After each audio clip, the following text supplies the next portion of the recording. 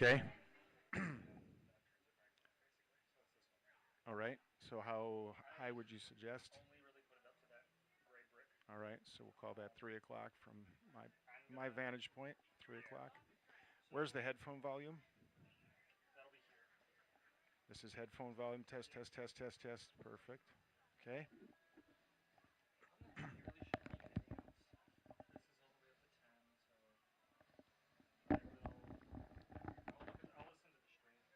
So right now I'm off.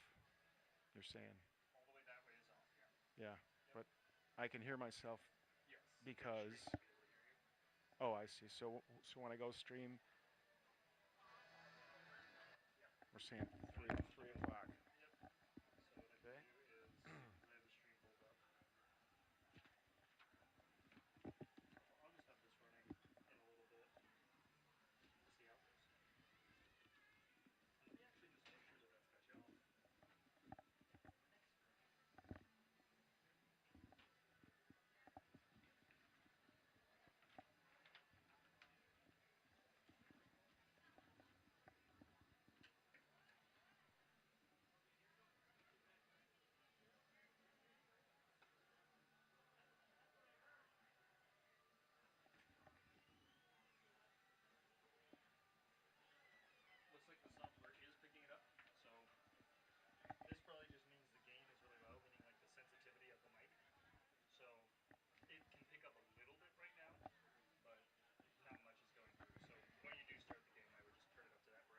Okay. So I can start like whenever, but probably when there's like 3 minutes on the clock, it's probably when I will. After the anthem and all that. All right. Thanks, Joe. Yeah. Sounds good. Thank you.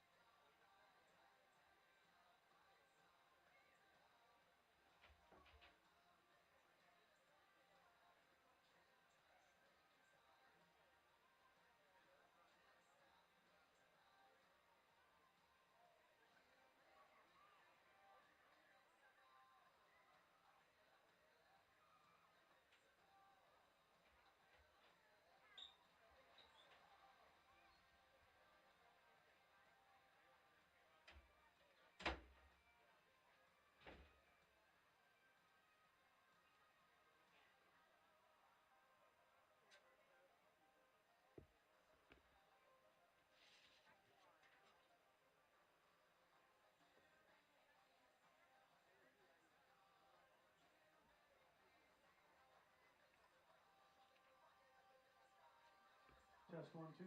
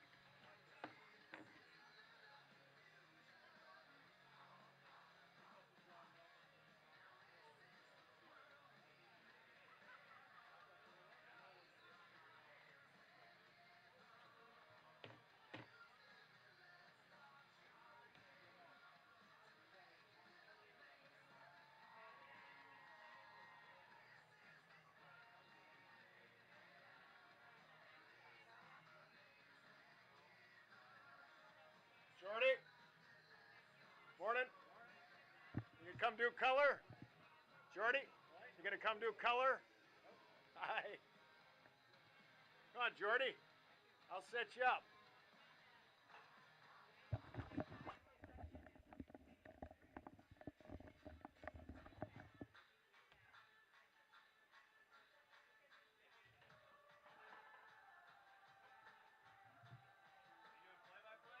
Yeah. You want to do me a favor? Maybe before the game starts, will you get me a bottle of water? Water? Yeah.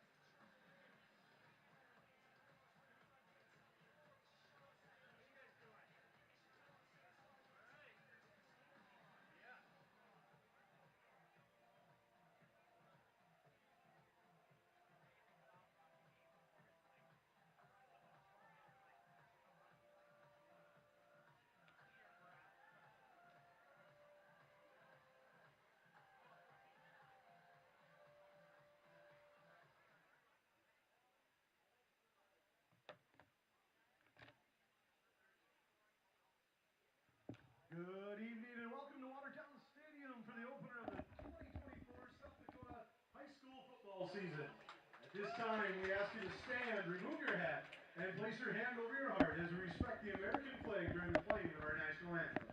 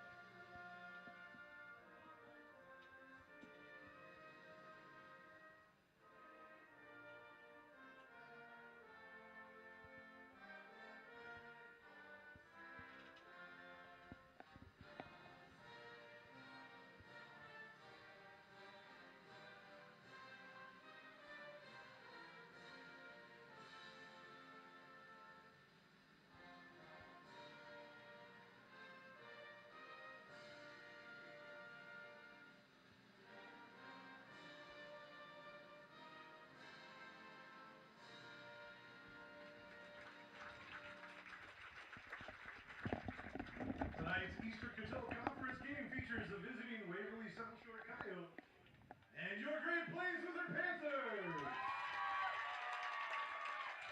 The two schools participating in this event are members of the South Dakota High School Activities Association, which has adopted the rules under which this game is played. The strong commitment to excellence, fair play, and sportsmanship are all vital to this activity's success. Everyone is expected to respect the officials and support the teams with positive, enthusiastic cheering.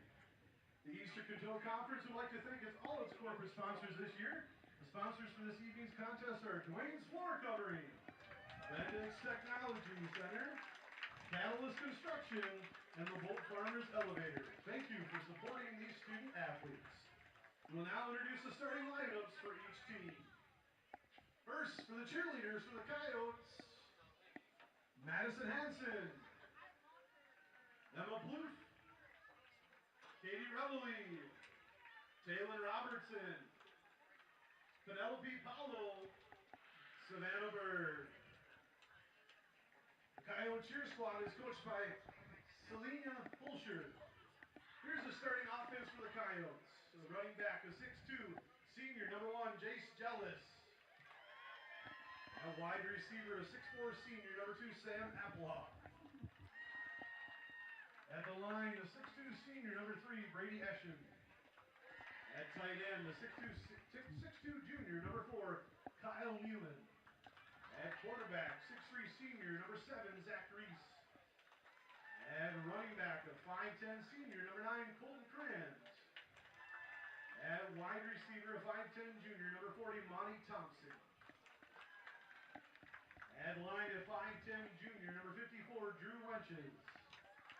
At line, a 5'8", senior, number 87, Colton Schroeder. The Coyotes are coached by assistants Wade Seacrest, Robert Johnson, and their head coach, Tommy Whitley.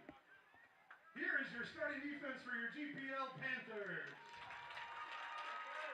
At defensive back, a 5'9", senior, number 6, Brody Charlemagne.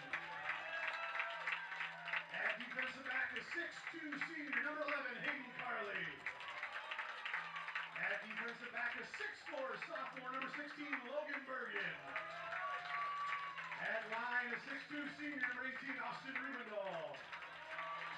At defensive back, a 5'11", senior, number 21, Micah Holeen.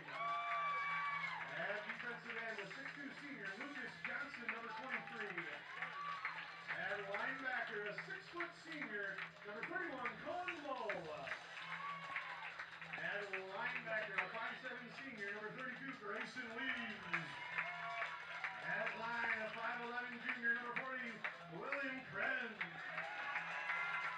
The Panthers are coached by assistants Jason Martell, Kirsten Lee, Seth Kepke, Darren Mack, Keith Bull, Rob Milner, David Stroll, and Miles York.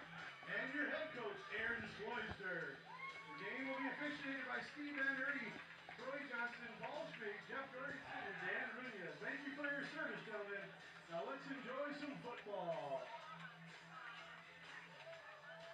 Okay, hi everyone. Welcome to another year of Great Plains Lutheran Sports.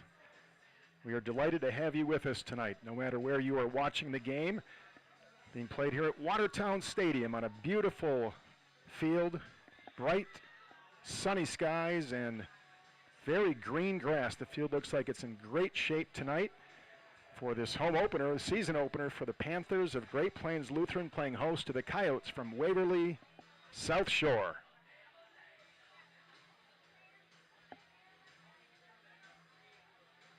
So here's the Great Plains captains coming out to the field for the coin toss. Let's see who those are. Hayden Carley, number 11. Number 31 is Cohen Mull. Number 18 is Austin Rubendahl. And number 21 is Micah Holeen. 4 senior captains for the Panthers.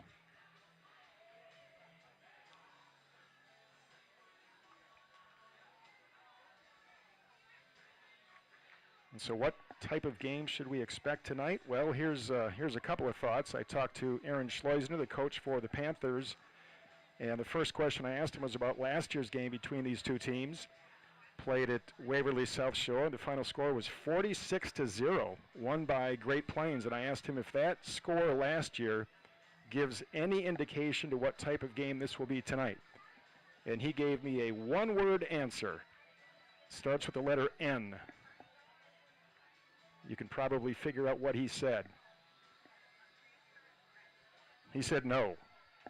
He expects a very competitive game, and it's a contrast between these two teams. Waverly is a very big team, senior dominated, a lot of size. Their quarterback is 6'3", 230 pounds, Zach Reese, and he is a good, talented football player, and he will give the Great Plains Lutheran Panthers defense a handful tonight.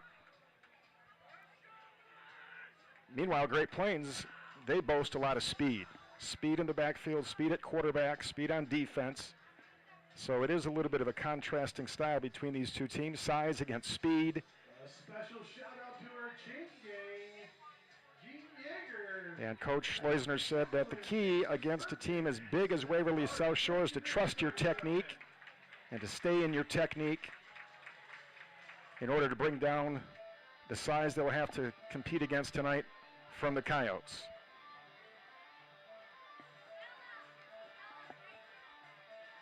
Great Plains will be receiving the kick. Back deep will be Micah Holeen, he's number 21, and Hayden Carley, number 11.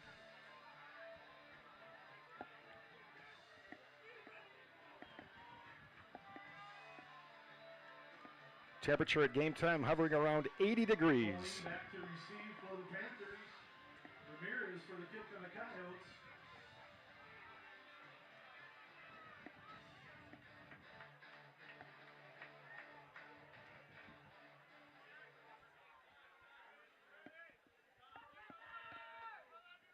Sam Applehoff will kick for Waverly South Shore.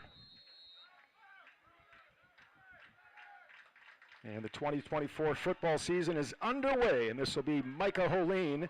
Fumbles the ball, picks it back up at the 15-yard line, gets it across to the 20, falls ahead to about the 25-yard line. And now we'll see the Panther offense led by 3-year starting quarterback Brody Charlemagne. He's a senior, and that is a big advantage that the Panthers have with a quarterback with that type of experience in his 3rd year as a starter. And he'll be joined in the backfield by Micah Holeen, also starting for the 3rd consecutive year. And the fullback in front of him will be Cohen Mull. Carley will split wide to the left side.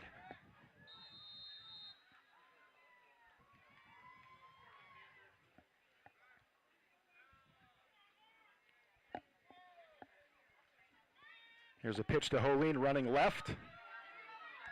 Gets across the 30-yard line, pushed out of bounds there. Pickup of 5 or 6 on the first play. Holeen, the ball carrier, brought down by number 18.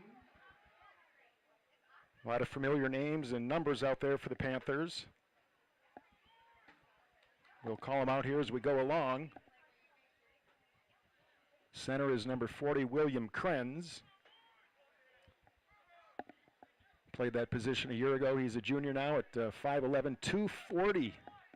Carly splits wide to the right side this time. Holeen and Mull in the backfield. 2nd and 4. Pitch to Holeen. Cut back. Has some room to run. Has one man to beat. And he is going to go the distance.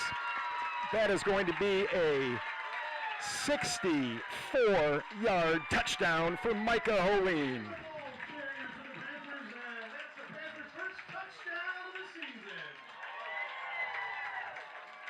He wanted to go right, but he couldn't, so he cut back, and then it was his speed. And he's got that speed. We saw it on the track this last spring. He's gotten bigger and faster from a year ago. And he took that one to the house, 64 yards. Panthers will line up and go for 2. Different set this time. Holeen split wide. And also Lucas Johnson split wide to the left side. Shotgun formation. Now Micah comes in motion. Charlemagne rolling. He's going to throw it to the back of the end zone. Caught by Carly for the 2-point conversion. That's Hayden Carly. And we are 1 minute and 2 seconds into the game, and the Panthers lead it 8-0. Charlemagne to Carly for the 2 points. Brody had a lot of options on that play. He could have kept it himself. He could have threw it to Micah, but he went in the back of the end zone and threw it to Carly for the 2-point conversion, and you could not start any better than that for the Panthers. A 2-play drive, 75 yards, or something like that. My stat guy didn't show up, so I'm just estimating, but I know the touchdown was 64. Or was it 66? Now I'm second guessing myself. It was around 60. I think he took it from the 29-yard line. Or the 34, I mean.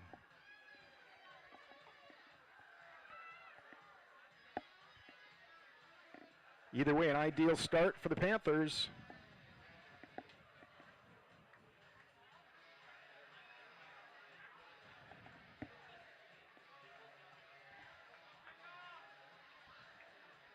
See who the Panther kicker is.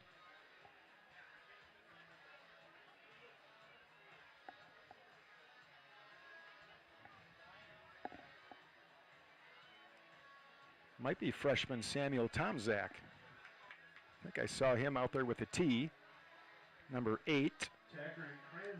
Yeah, that's who it is, Samuel Tomzak, a freshman, will do the kicking. And the Coyotes have 2 players back about the 15-yard line. Wyatt Tacker, Colton Kranz.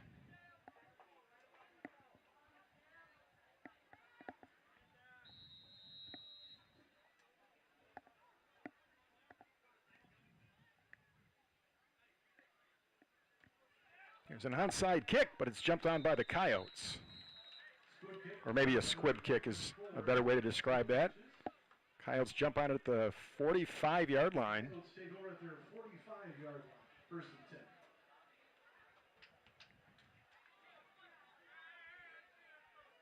All right, so there's the Panther defense.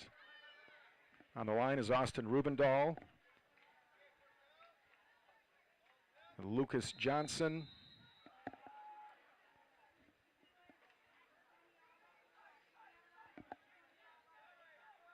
Aiden Cameron. We'll get the rest here as we go along. 1st and 10, Reese, shotgun, 2 backs with him. Receiver split to both sides. There's a draw play, it's going nowhere, tackled by Lucas Johnson. Colton Kranz, the ball carrier, brought down by 23, Lucas Johnson. Johnson playing linebacker, or the, I guess, defensive end here on the near side.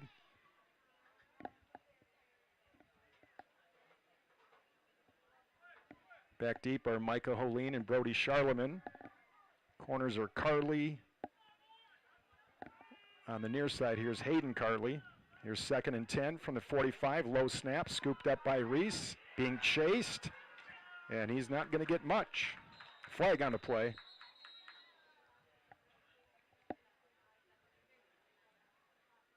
I think the far side corner for the Panthers is Logan Bergen, a sophomore. Big kid, 6'4". Penalty is against the Coyotes.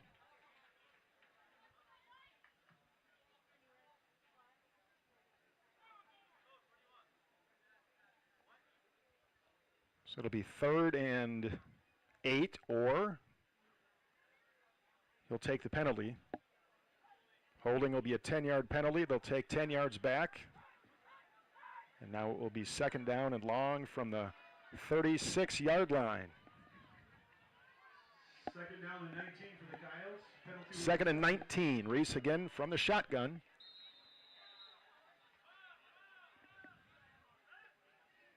He wants to throw.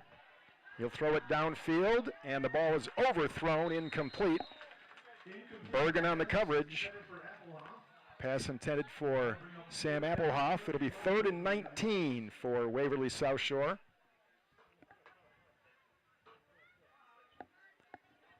Defensive coach for Great Plains returns. That's Darren Mack. He's got a pink wristband and a blue wristband and uses those to help send in the signals. 3rd and 19 now for the Coyotes. Reese again from the shotgun. 2 receivers here to the near side. Big play here for the Panthers to keep the momentum. Don't jump off sides here. High snap controlled by Reese. Looking downfield. He's going to throw it deep downfield. Pretty good coverage. It's incomplete. Carley was all over that receiver. And the Panthers defense holds, and we'll see Waverly South Shore. I assume they'll punt here. And that'll put Holeen back deep for a punt. Hayden Carley had that receiver covered like a blanket.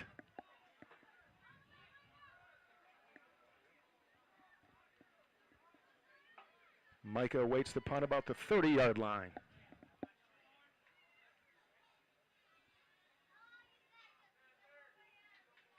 Low snap, scooped up by the punter Ramirez, and Micah's just going to stay away from that one. Takes a Waverly bounce to about the 28-yard line. So here we go, the Panthers offense. They struck quickly the first time they had it, then have a 3 and out and get the ball right back. And they'll start at the 28-yard line. 2 minutes gone by in the first quarter, and Great Plains leads it 8-0.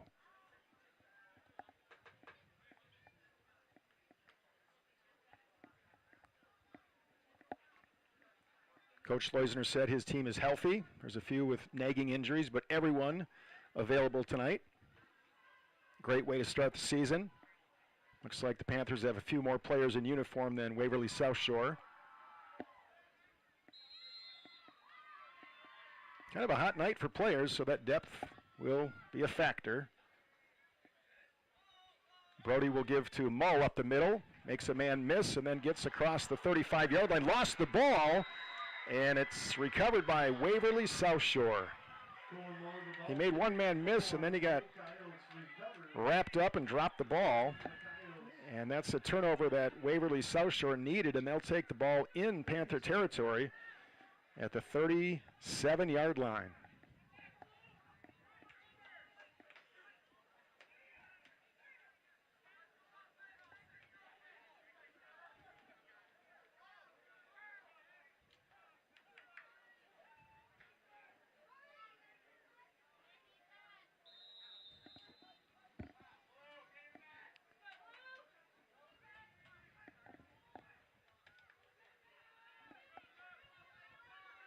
Linebackers for Great Plains, Grayson Leans.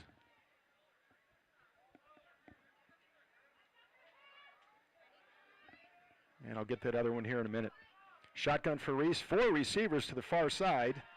There's a wide receiver screen caught near a first down.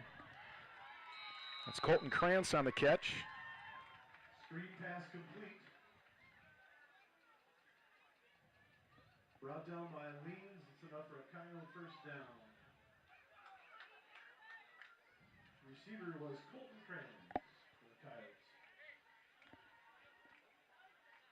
And Cohen Mull is the other linebacker. Good for a first down, 1st and 10 for Waverly at the Panther 26-yard line. Now 4 receivers to the near side and 1 to the far side. Empty backfield. Reese shotgun again, high snap. Ball's on the turf, he has to jump on it, big loss. Those snaps have been pretty erratic so far. A few have been high, 1 has been low, and that's a big loss. Loss of 7 or 8 on that play, maybe 6. Back to the 33-yard line, 2nd and 16 from there.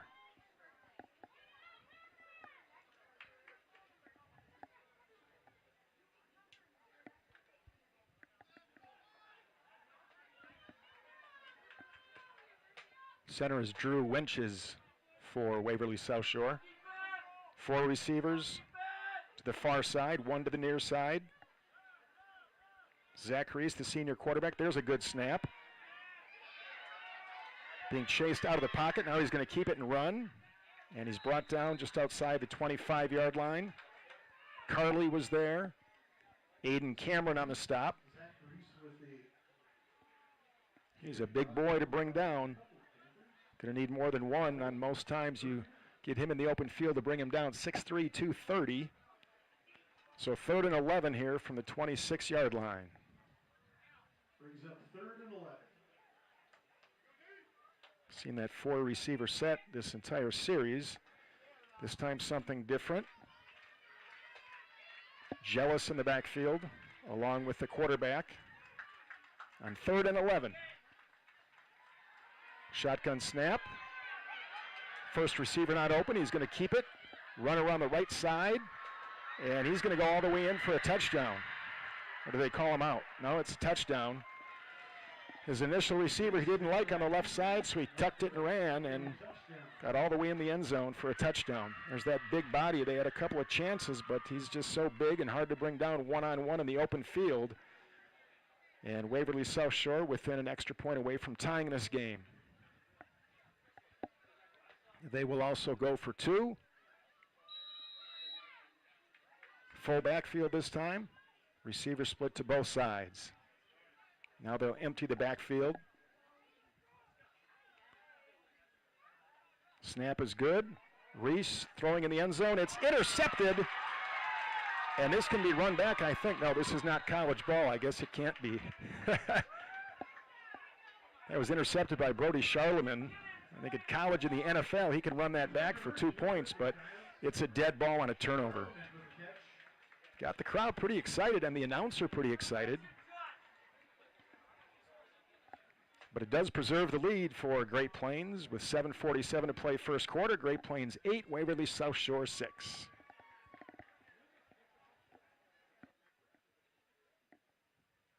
We'd like to thank Blue Peak for providing internet service at the stadium so we can live stream to all our folks watching at home. Thank you, Blue Peak.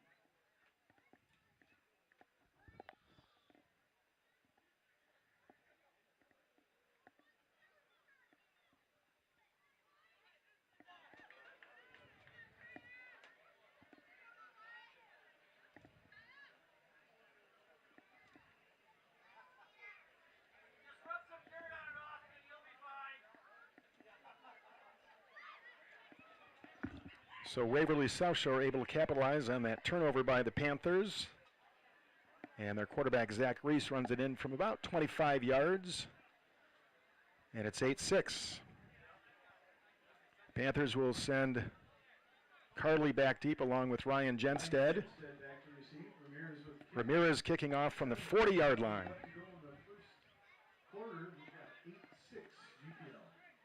Different formation, only 1 man deep this time. That's Genstead.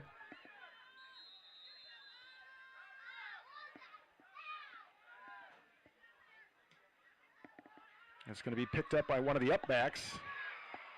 That's Holden Carley, and he's just going to take it out of bounds and make sure he secures that football, and the Panthers will start there at the 26-yard line.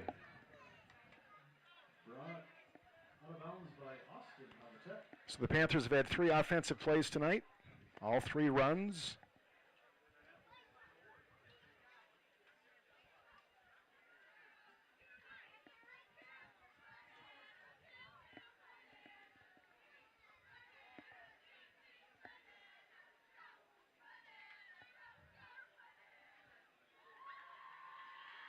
Carly split wide to the near side. Lucas Johnson to the far side. And now Micah will split out wide as well. Charlemagne from the shotgun. Holine in motion. He'll get the handoff up the middle. Makes a couple of tacklers miss. Still on his feet across the 40 and down to the 45-yard line. Shifty run by Micah Holine. Big gainer on first down. Got it all the way up to the 45-yard line. Gain of nearly 20 on that carry. He'll take a break. Genstead in the backfield with fullback Cohen Mull. Carly split wide to the left side. 1st and 10 from the 45-yard line.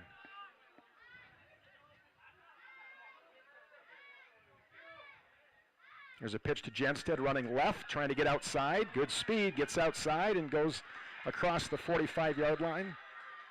Drop there near the midfield stripe. Tackle made by Havitek. Gain of 4 to the 49-yard line.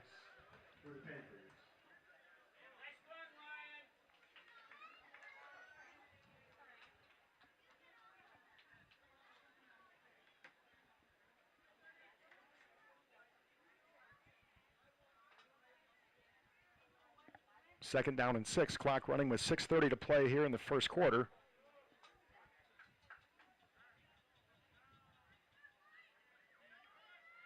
Brody under center. Here's a new play, a handoff to Johnson trying to get outside. He's got some speed. There's flags on the play. He's going to be hit at the 40-yard line, but I have a feeling this one's coming back. 2 flags on the play. Johnson with a nice carry. He was in tight there on the far side, came around at an end handoff, but the Panthers are called for holding, and this big gain is going to come back. There's a gain of 15 on the play, but it's coming back. Meanwhile, Charlemagne comes to the sideline to get the next play. They'll walk off 10 yards, and it will be 2nd and 14.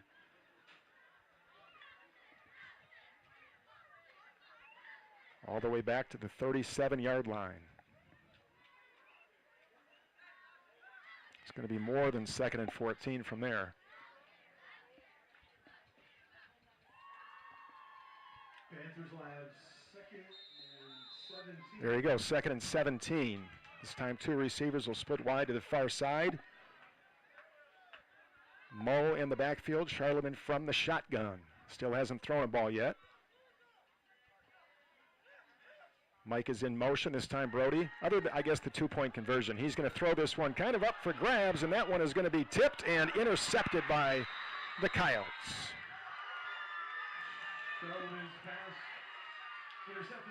A couple of Panthers back there, but basically that was a jump ball, and the Coyotes tipped it once and then made the interception, and they'll take over the 2nd turnover by Great Plains.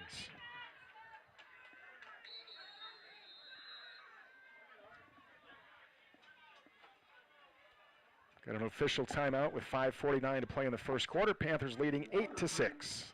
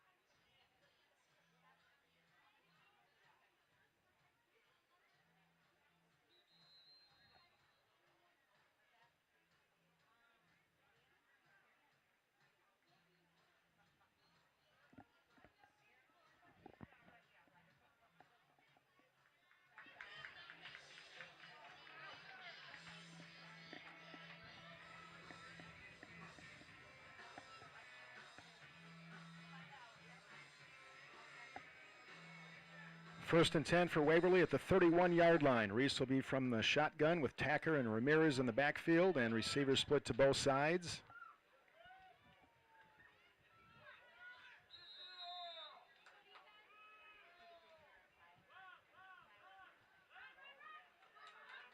Quarterback's going to keep it. Trying to get outside here on the near side. A lot of Panthers there in pursuit, and Mike is going to bring him down for a very short gain, maybe 3 on the play. Reese, the ball carrier, taking down number 21. Holy. Gain of about 4.5, 5 yards. Second down.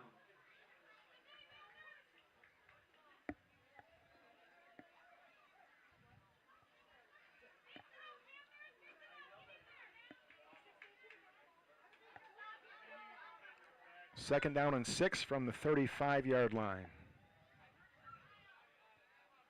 Trips here to the near side, one receiver on the far side. Reese has went shotgun every play. Snap is good. Back to pass, throwing, and that's going to be nearly, oh, it is going to be intercepted, I think. No, it hit the ground. It was tipped, and then Genstead dove for it, but they're going to say it hit the ground. Initially broken up by Bergen.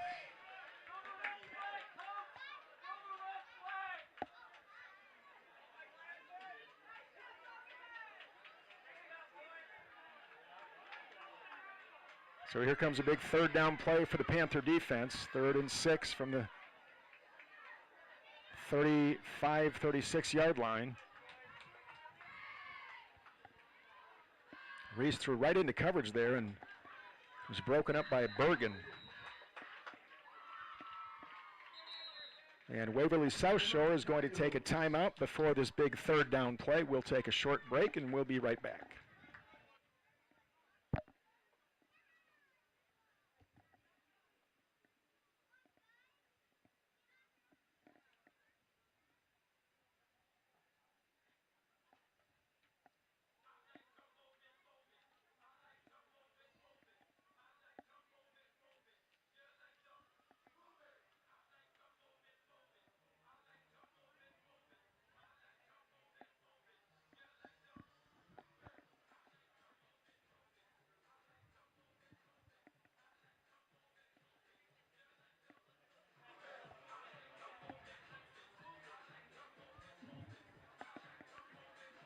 That previous play, I tell you what, Genstead tried to sell it. There's no doubt about that. But as soon as the ball was in his hands, I saw the ref immediately point to the ground, and he had a real good look. He was looking straight ahead, and he immediately pointed to the ground. So here we go, 3rd and 6.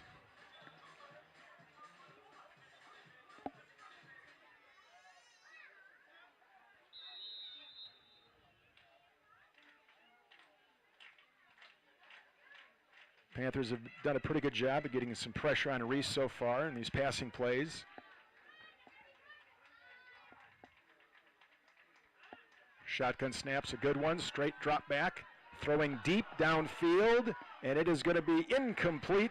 Overshot his man. Intended for Colton Kranz. Good coverage again by Bergen. And Waverly South Shore will send in the punting team on 4th and, it looks like it's 4th and 5, but they are going to punt. Punter is Ramirez, and he'll await the snap at the 20-yard line. Micah Holine back deep for the Panthers at the 40. Snap is good. The kick is away, and Micah is going to let that one bounce, and it's going to take a real nice coyote bounce all the way down to the 15 or 16-yard line. Down at the 12-yard line. There is punt. Oh, inside the 15, down to the 12-yard line. So here's the possession so far in the game. Great Plains scored first on their second play from scrimmage, a long touchdown run by Micah Holine. They got the 2-point conversion. Waverly South Shore had to punt. Great Plains fumbled on their next drive. Short field, and Waverly went in for a touchdown, missed the extra point, as the extra point try was intercepted by the Panthers. And then the Panthers threw an interception and now just forced a punt. So from the 12-yard line, the Panthers will start, 1st and 10. Brody under center. Backs in tight, and Carly split wide to the far side. Brody will keep it this time up the middle. And he falls ahead across the 20-yard line near the 21. He's quick, he's shifty. Might be the first time he's kept it himself, and he gains 9 on 1st down. Brings down 2nd and short for the Panthers on the 21-yard line. Offensive line includes Aiden Cameron and Austin Rubendahl, along with the center, Will Krenz. 2nd and 1. Carly split wide to the near side. Jenstead in the backfield with Mull. Brody in under center. Jenstead will take it up the middle, has a 1st down, and he's going to fall there at the 25-yard line. Jersey tackle. Panthers have a 1st down. And Nealon was the tackler. Tackle made by Kyle Nealand.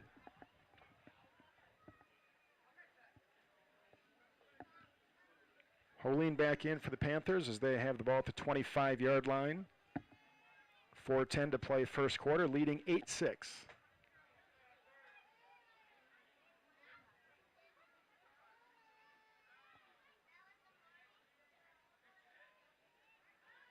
Brody back to pass, throwing downfield for Carly. It is going to be caught in Coyote territory. No, they're going to say incomplete. Both refs are going to wave that one off. Ball came loose.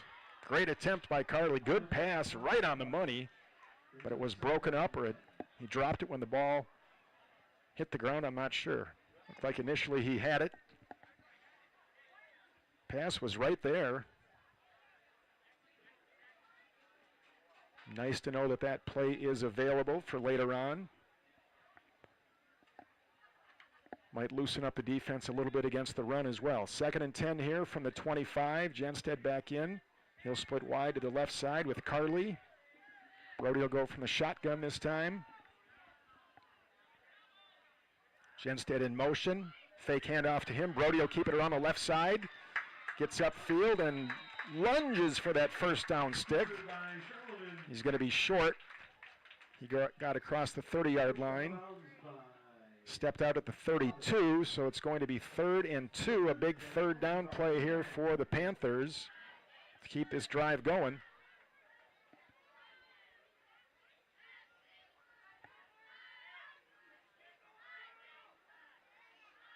So far, what we talked about early is very evident. It's speed against size. No doubt about that. The Panthers have the edge in speed, and the Coyotes have the edge in size. Here's 3rd and 2.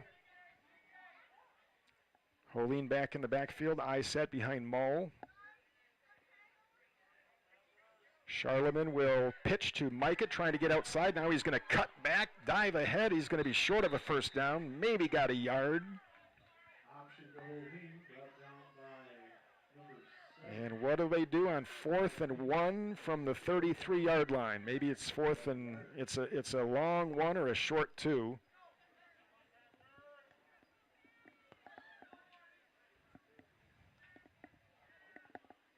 Not sure who the punter is, so I can't guess. It looks like they're lined up to go for it here. 4th and 2, big play. Eye set in the backfield behind Charlemagne under center. He's going to keep it himself, dive ahead, and has a 1st down. QB up the middle, and that's enough for a Panther. Good play call, good execution. Brody went to the center, tapped. Krenz got the ball and lunged ahead and easily got a 1st down.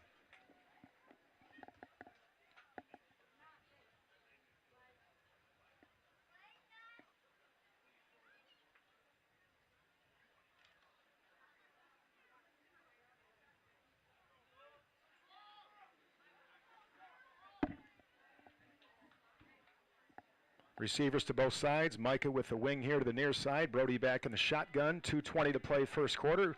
Micah goes in motion. Handoff goes to Mo up the middle. And this play is going to be blown dead. Flag on the play. Some sort of procedure penalty against the Panthers. False start they're calling. That'll cost the Panthers on another nice run up the middle. Would have been a gain of at least 5, maybe more. But it's going to come back, cost them 5 yards. It'll be 1st and 15.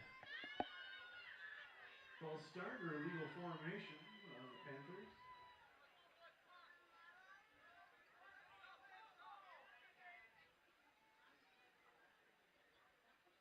Five-yard penalty is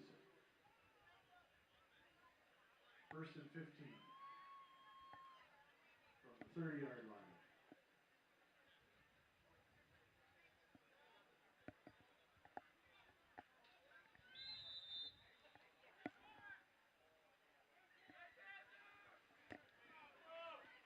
First and 15 from the 30. Full backfield. Carly to the left side. Charlin from the shotgun. Good snap again. Right on the money. Gives to Mo up the middle, and he's going to get to the 34-yard line, maybe the 35 with his forward progress. Gain of 5. It'll bring up 2nd and 10. Tackle made by Brian Ramirez. Gain of about 5. Balls on the 35-yard line. Brings up 2nd and 10 for the Panthers. Genstead back in, replacing Holeen in the backfield. Brody from the shotgun.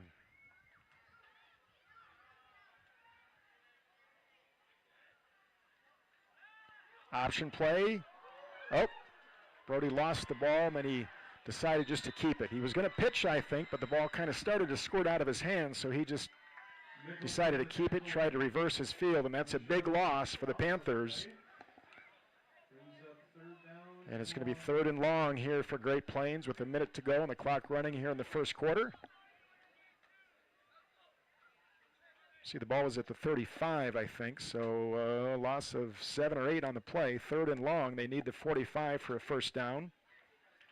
So about 3rd and 17. I think it's at the 28. And Holeen is back in.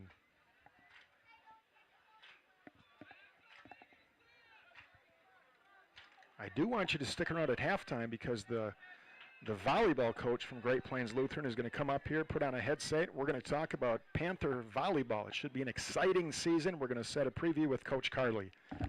Charlemagne back to pass. In trouble. Makes that guy miss. Now he's just going to keep it, and he's got some speed and some shiftiness, but he's going to be hit from behind and drop there at the 37 or 8-yard line. Well short of a first down, and that will be the final play of the first quarter. After 1, it's Great Plains Lutheran 8, Waverly South Shore 6. We'll take a short break, come back for the second quarter in just a moment.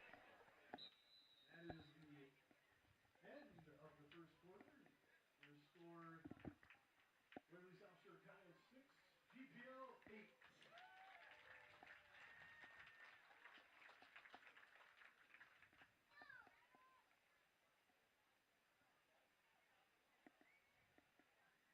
Coming up this week, first day of school Monday for the Panthers. And our volleyball teams will be going to Webster on Tuesday for the CJV and varsity match in Webster. We wish them well as they head to Webster for their first volleyball match.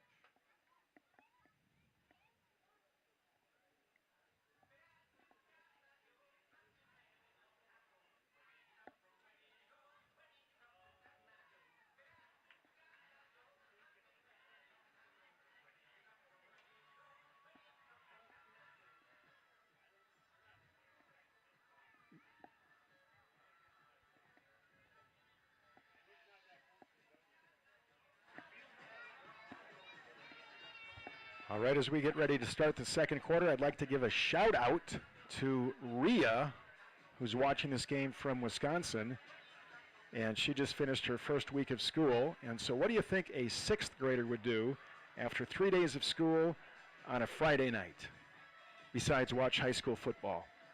She told me she was going to do her homework. How about that, Friday night homework? So if that is indeed the case, good job, Rhea. If not, you can take the night off and you can do it tomorrow or Sunday. That's okay. All right, here we go. Second quarter to begin. The Panthers have a 4th and 8 from the 37-yard line. And I presume they will be kicking this away, but we'll see.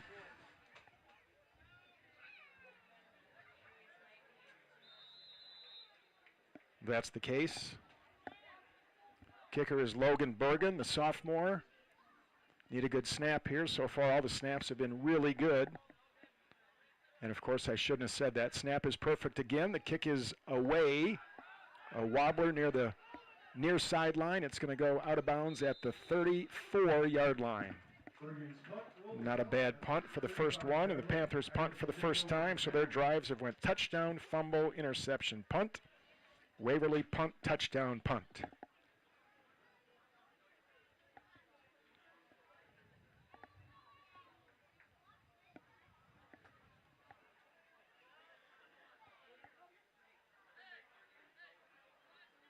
So far, the only player I've seen get any type of attention medically for the Panthers here in the first half is Lucas Johnson, but he's back out there. So Waverly South Shore at the 35-yard line, 1st and 10. Reese from the shotgun. 2 backs, 2 receivers, 4-man line. Mix up in the backfield, and he is going to be dropped for a big loss. Rubendahl was there. All the way back to the 25-yard line, loss of 10 on 1st down. There was clear mix-up in the backfield. And that could have been worse. It could have been a turnover because he had that ball held out looking for a running back, and there was none to hand off to.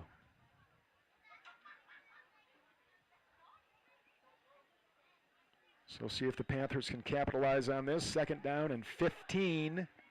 No, 2nd down and 20. Loss of 10 back to the 25-yard line.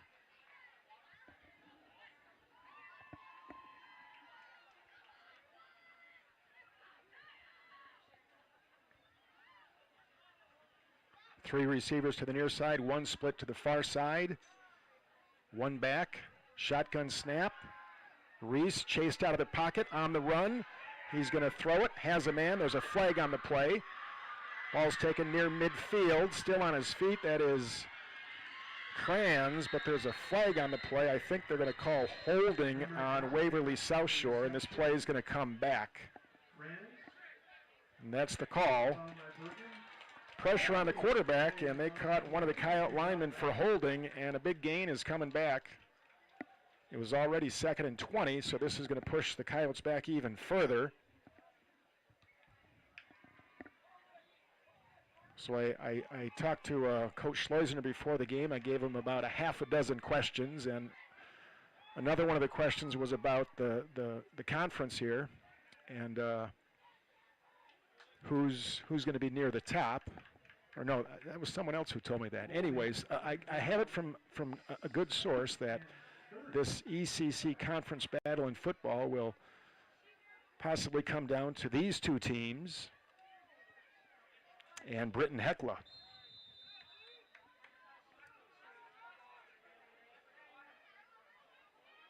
So it's 2nd down and 30, another loss of 10, 2nd down and 30 from the 15-yard line. So big chance here for the Panther defense.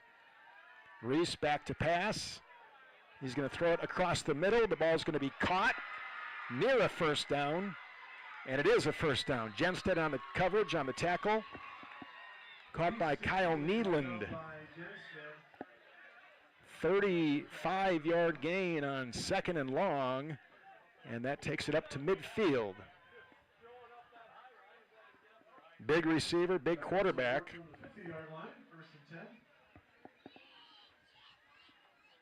Waverly does have some size, no doubt about it.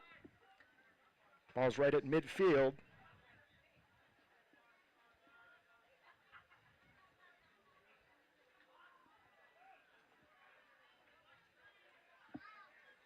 Empty backfield behind Reese.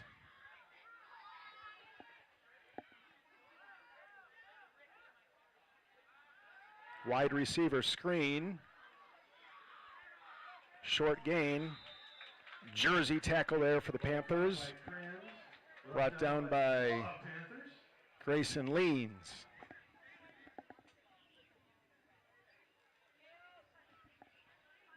Gain of 3. 2nd and 7 from the 47-yard line. 9:15 to play in the first half.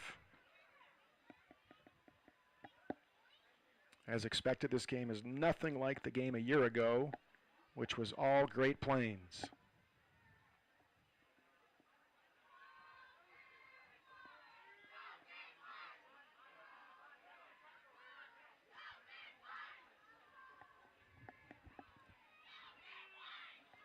Drew Winges, the center for Waverly South Shore. Snaps have gotten a lot better here in the second quarter. There's a flag on the play.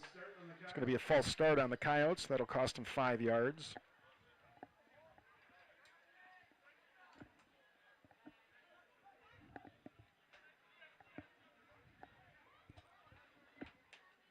Penalty. Waverly is a senior, Waverly South Shore is a senior-dominated team.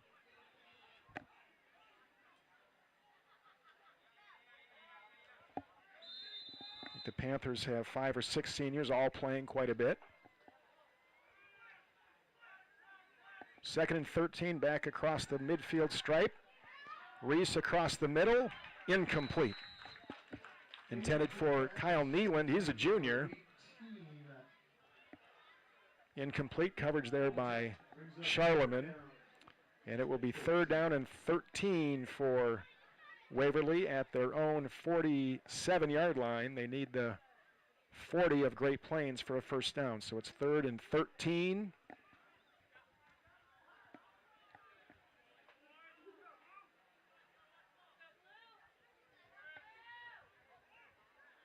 See what kind of pressure the Panthers can get on the quarterback.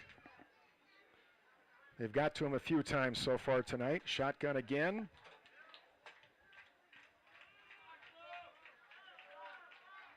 Big 3rd down play. Reese back to pass. Going to throw downfield. It is going to be caught for a first down. Carley's on the coverage. There's a late flag on the play. Caught by Applehoff. I think they're going to call defensive pass interference. I think Carley got there early. It'll be declined, and they'll take the they'll take the play, of course. But let's wait and see what the penalty is for sure. It's defensive pass interference, so Waverly keeps the drive going. They'll have it down at the Panther 30-yard line. Another big receiver. Penalties declined. Result of the play is a first down. Applehoff is 6'4". 1st and 10 for Waverly South Shore at the 30-yard line. Receivers to both sides, 2 backs in the backfield.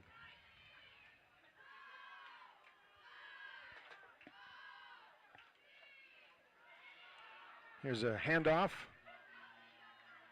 Not much there. Gang tackled there by Great Plains. Colton Kranz on the carry. Mull was the first one there for Great Plains. Gain of 1 just inside the 30-yard line. 2nd and 9 here for Waverly. Clock running with 7:40 to play in the first half. And Great Plains clinging to that 2-point lead, 8-6.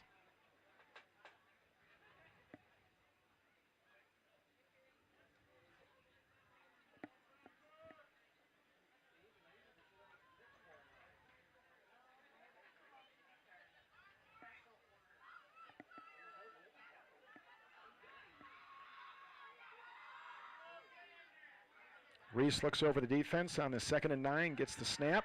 Straight drop back, now chased out of the pocket, rolling, throwing downfield. It's going to be incomplete, knocked away there by Holeen. There's a penalty on the play. I think that's going to be in the area of holding again on Waverly South Shore, and that's the call. It's going to be a hold again.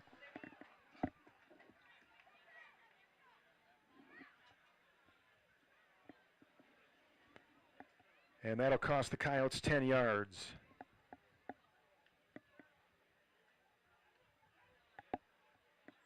Long drive.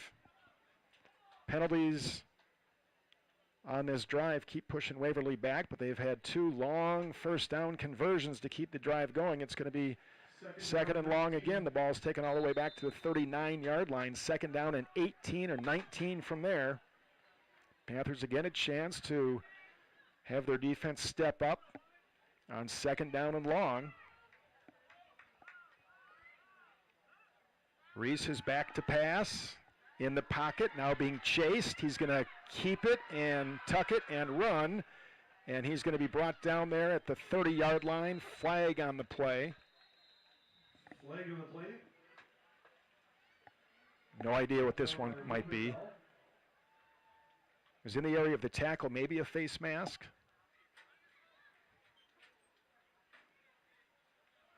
They're going to wave it off, whatever it is. They're going to say, let's pick up the flag. So no penalty. It's a gain of about 9, I think, right at the 30-yard line. They'll put that stick down just inside the 30. So it's 3rd and 9 from the 29-yard line. Probably 4 down territory here for Waverly South Shore.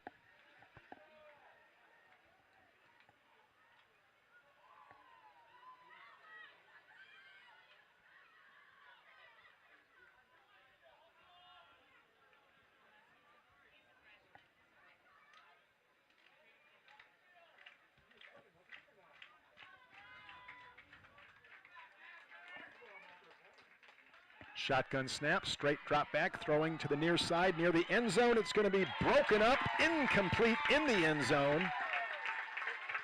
Logan Bergen was there to break it up. Pass was intended for Colton Kranz. And here comes a 4th down play for Waverly South Shore, 4th and 9, maybe 8. Clock stops there with 5:57 to play in the first half.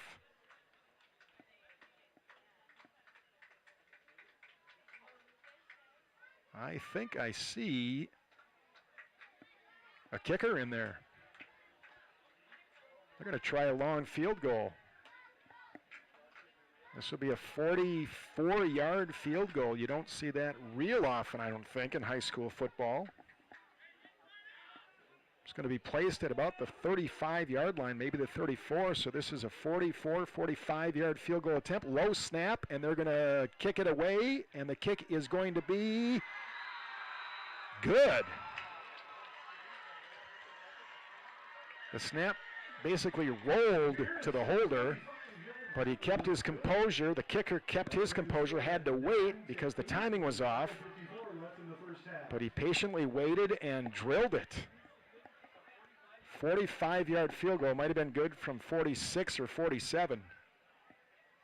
And that gives Waverly South Shore the lead, 9-8, 5:54 to play first half. We'll be right back.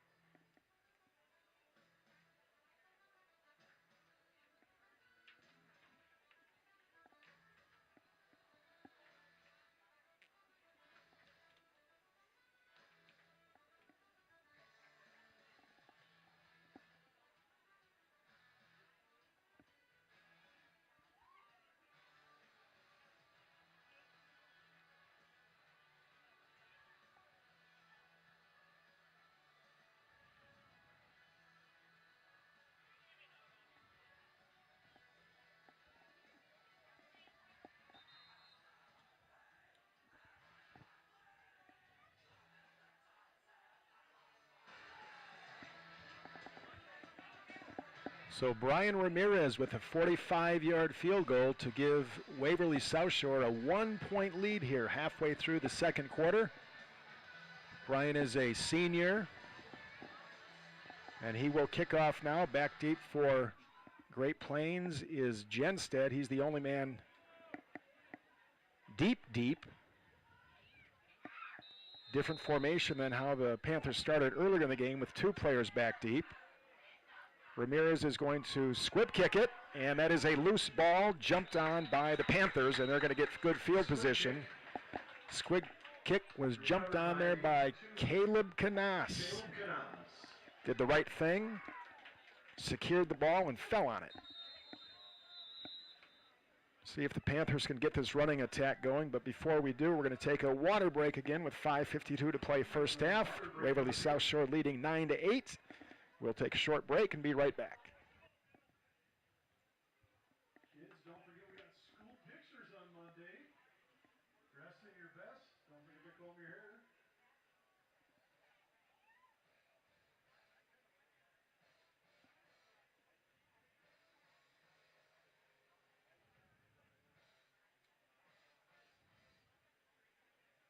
And kids across the field, make sure we're staying off the equipment over there. If it's your child, please go and get them. Thank you.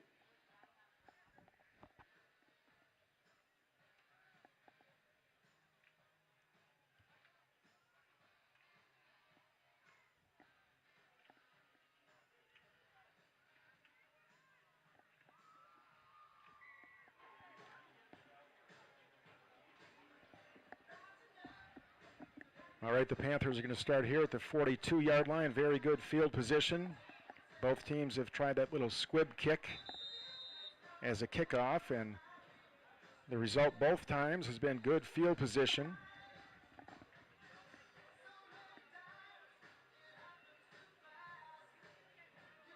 See if the Panthers can get Micah loose again like they did on the second play of the game when he went 60-plus yards around the end for a touchdown. Hasn't done a lot since that carry. He's in the backfield in tight with Mull as the fullback. Charlemagne under center. Dropping back to pass. On the move. Trying to get outside. Reverses his field. He's going to be dropped for a big loss. Charlemagne brought down by number 24. Kyle Neeland was there for the Coyotes. Big loss on the play. Along with Ramirez, and that's a big loss inside the 30-yard line. Loss of about 15 on the play.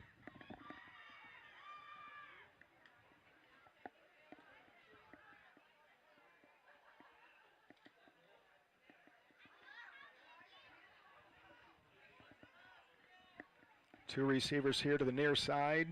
Brody this time from a shotgun. Genstead in motion. Charlemagne back to pass. Can't find a receiver. Now he's going to throw it downfield for Curley. It's caught. Sliding catch, short gain. He was not the initial target, but Brody bought himself some time and found Curley across the middle to get some of that yardage back. Gain of 6 or 7 on the play out to the 37-yard line. They need to get across midfield to the 48 for a first down, so 3rd and long. Coming up.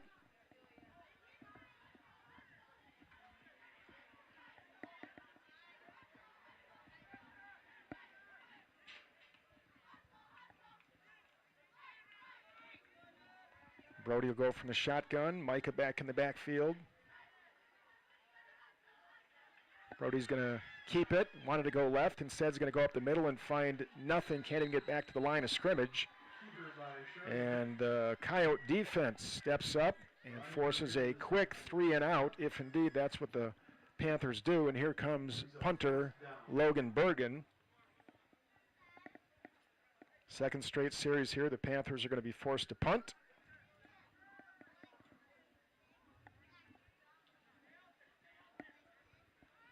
Clock running with 3:40 to play in the first half.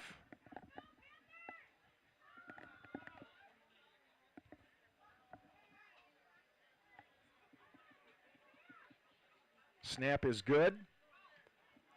Punt is an end-over-end punt. That's going to take a good bounce for the Panthers inside the 30, down to the 25-yard line.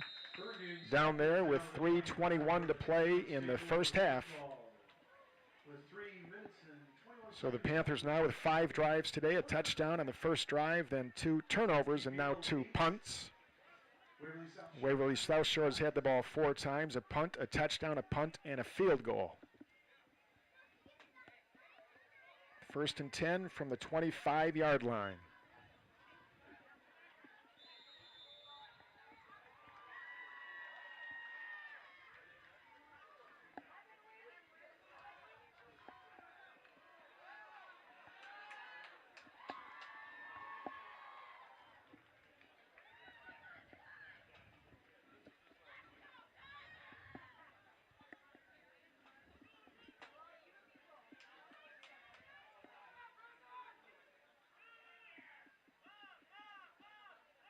Receivers to both sides. High snap caught by Reese. Directing his receiver to go downfield, and it finds him for a first down. Caught by Thompson, tackled by Jenstead. Tackled by Jenstead. Pass complete to number First down across the 40 to the 42-yard line. Enough for a first down for the Coyotes. They'll continue the drive at the 42-yard line.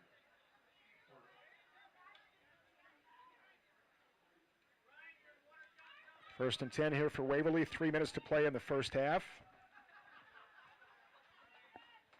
Clock is running. Receiver split to both sides. Reese walks him to the line. He's passed a lot here in the second quarter. There's another high snap. Inside handoff. It's going to go nowhere. Jersey tackle. He tried to get out of it. That was Kranz trying to get out of the Jersey tackle, but Holeen was able to bring him down for a short gain, or no gain, we'll say. Second and 10, maybe even a loss of a half a yard. Clock running with 2:30 to play in the first half.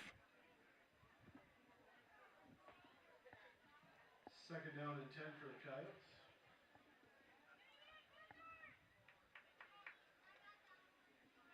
Waverly has taken their time.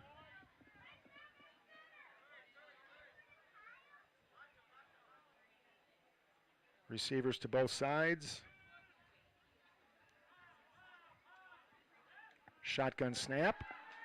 Back to pass is Reese, throwing downfield. Could be a push-off there. They're going to call that. Doesn't look like it. Great one-handed catch by Neeland into Panther territory. Charlemagne on the coverage. Little subtle push-off there by the receiver. But they let him play sometimes. Ball at the 25-yard line. Clock running. 1:45 to play in the first half. Panther defense needs to step up here. Shotgun snap for Reese, and they're going to blow this one dead. And we have a penalty, a false start on Waverly. It'll cost him 5 yards. 1:33 to play. Clock stopped. 5-yard penalty brings up first down and 15.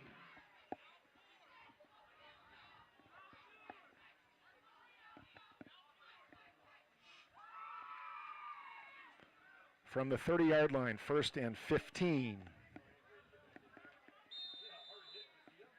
Clock will start again now. 1:30 to play in the first half.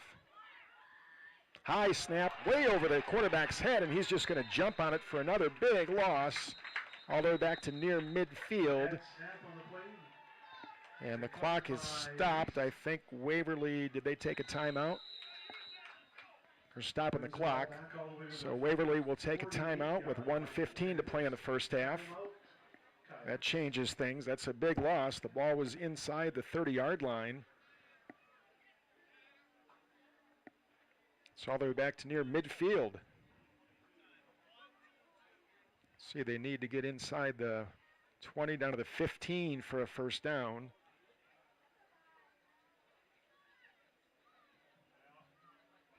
Next week, our Panthers will be on the road at Waverly Summit. I think we're looking at 2nd and 30.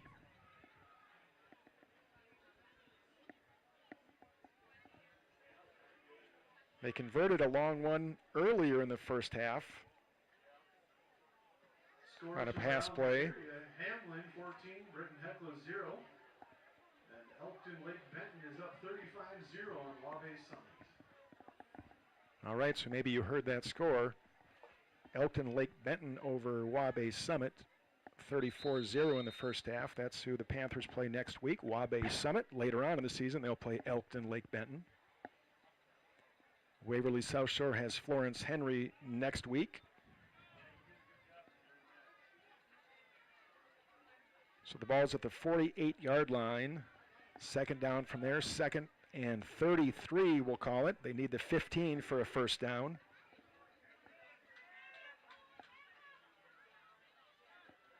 Panthers have all their timeouts left.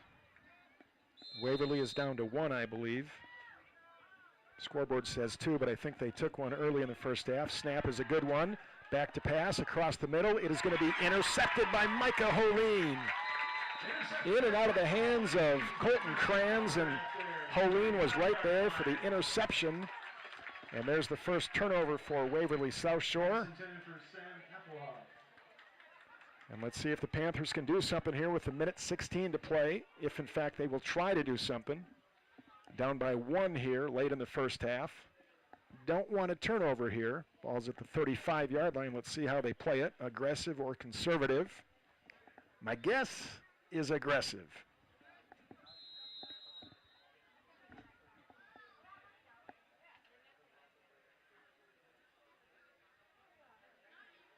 Carly split wide to the far side. Charlemagne under center. Holeen in the backfield with Cohen Mull.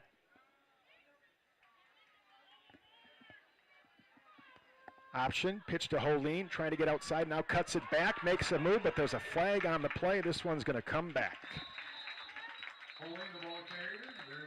Nice cutback run by Micah, but there's a flag on the play, and they're going to get a hold on Great Plains, and this nice run will come back.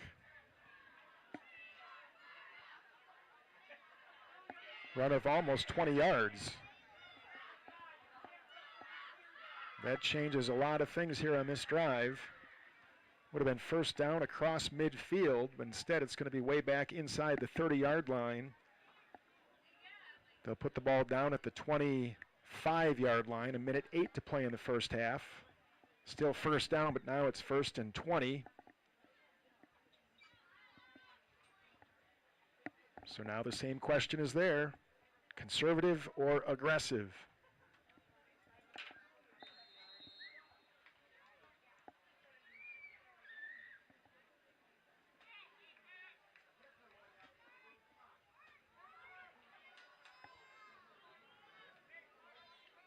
Brody under center.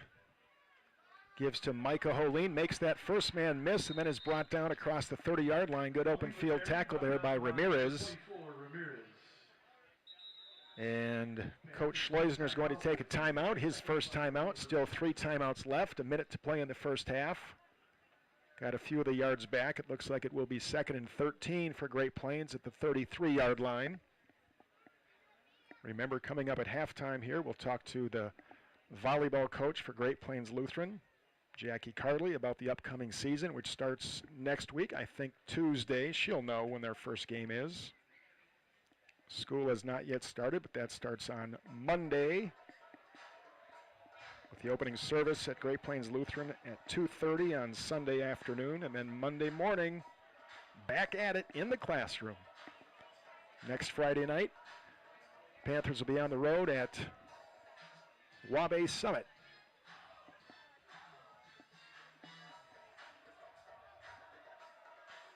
Volleyball Tuesday at Webster in the opener.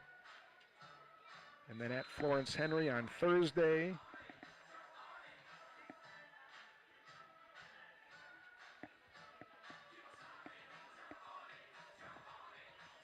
Second down and 12 for the Panthers from their own 34-yard line. 2 minutes, or 1 minute left, 2 timeouts left for the Panthers. Shotgun snap here for Charlemagne. Back to pass, has time, now steps up in the pocket, tucks and runs. Gets the corner turn, gets out of bounds near the first down stick. Good hard hit by Ramirez, knocks Charlemagne out, but they're going to say stepped out back at the 40-yard line. So that takes away what was much closer to a first down, and Panther coaches are saying, why are you setting it at the 40-yard line? He made it to the 45. Refs don't agree. They say Brody stepped out at the 40-yard line, so from there it's going to be 3rd and 5. Clock did stop with 50 seconds to play in the first half, as the game has really slowed down here in the second half of this second quarter. 3rd and 5, big play here for the Panthers, if nothing else, to not give the ball back to the Coyotes anymore in this half. Receiver split to both sides. Charlemagne from the shotgun. Back to pass, now rolling to the far side on the move. He is going to tuck and run, has a first down across midfield into Coyote territory, down to the 45-yard line. And Coach Schleusner wants a timeout. 41 seconds to play first half. Well, they ran the clock for a few seconds, and then he took the timeout. See if they put any back on the clock. The clock stopped for the first down. Then they ran it again. Then he called the timeout. So it's at 36. I'm guessing they're going to put more time on the clock. We'll see. 9-8, Waverly South Shore with a 1-point lead on a long field goal by Brian Ramirez. A 45-yard field goal on a low snap that basically rolled to the holder. And he kept his composure. They both did a great job. Got the kick away, and it made it by probably a yard or two lengthwise and also widthwise. It just got inside the left upright. From my angle, I couldn't tell. I think most people were waiting to see the referee's signal. So they did put a few seconds back on the clock. 39 ticks to play first half. It's going to be 1st and 10 for the Panthers at the 45-yard line, just across midfield. And we have our answer. Coach Schleusner is going aggressive here for the Panthers, trying to get some points here late in the first half, get the lead back. I don't know that they have someone that can make a 45-yard field goal, but I guess maybe they do. We'll at some point find out. Let's make some noise, Panther fans. Brody under center. Mo and Holeen in the backfield. Carly split here to the near side. Brody is back to pass, now being chased, gets away from the rush. The first time, now drops the ball, jumps on it, big loss. You saw Brody get away from the first man, not the second. Big loss, and we have another timeout taken by Great Plains. 27 seconds left in the first half. That's a loss of 10, at least. Looks like it's maybe a loss of 11, back just inside the 45 to the 44-yard line, so it's a loss of 11 on the play. 2nd and 21 coming up. Timeout, Great Plains. They are now out of timeouts.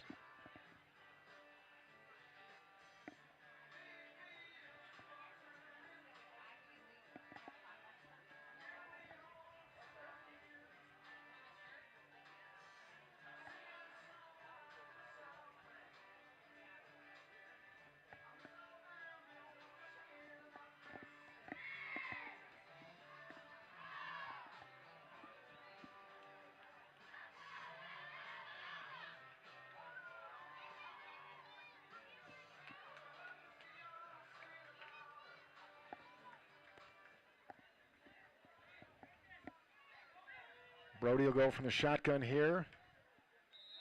2nd and a long ways to go for that first down. 27 seconds left, first half. Shotgun, Mike is in motion. Brody back to pass. Over the middle, throwing for Carly. It's intercepted at the 40-yard line. Krenz has some room to run on the far sideline. He's going to be pushed out of bounds there at the 40-yard line. Back to the 41-yard line. Charlemagne on the tackle. And now the Coyotes have maybe just enough time to run a play or two and try another long field goal. They have 1 timeout left, 17 seconds to work, and the ball is at the 41-yard line. So if they can get to the 30 or just inside the 30 and can get a timeout, they'd have a shot for another long field goal. I'm sure that's what they'll try to do. I'm going to say they need to get inside the 30 to make a field goal attempt worth it. Shotgun snap. Every play this half, it's been from the shotgun. Wide receiver screen. And this is not going to get them the yardage they need. And that is probably going to end the first half, or the Coyotes will take their last time out with 5 seconds to play first half. And well, I think that's a good move because they've got those big receivers, and if they can get some time and a good snap for the quarterback, he will definitely throw it downfield and see what happens. The Panthers are going to have to be ready for that and be ready to knock a ball down that comes their way.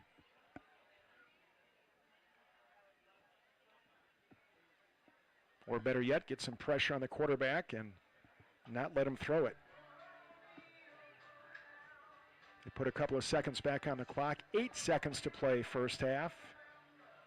Waverly is out of timeouts. likely the last play of the first half.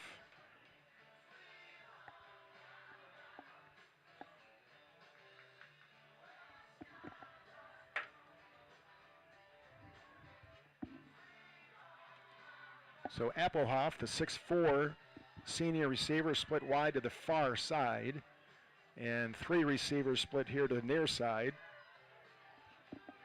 Zachary, senior quarterback, is going to take a shotgun snap. Snap is good, straight drop back. Throws it downfield near the end zone for Applehoff. It's knocked away by Carly, but there is a second left. That time the Panthers had a blitz. Genstead came on a corner blitz. He was there along with a few more Panthers, and as Reese threw it, he was backpedaling just a little bit, but he got it downfield, but it was broken up by Carly, but he'll have another shot. Look for the same type of play again.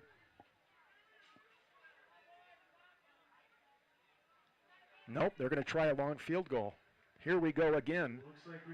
This is going to be a 52-yard field goal attempt. The holder is Austin Havitek. Ramirez kicking a 52-yard field goal. Good snap. Kick is on the way. It is going to be short. Probably 5-10 yards short. So we've reached halftime of a good high school football game, the opener for both teams on a beautiful Friday night at Watertown Stadium. It's Waverly South Shore 9, Great Plains Lutheran 8. We'll talk to the volleyball coach of Great Plains Lutheran in a few minutes. We'll take a short break and come back with that interview in 5 minutes.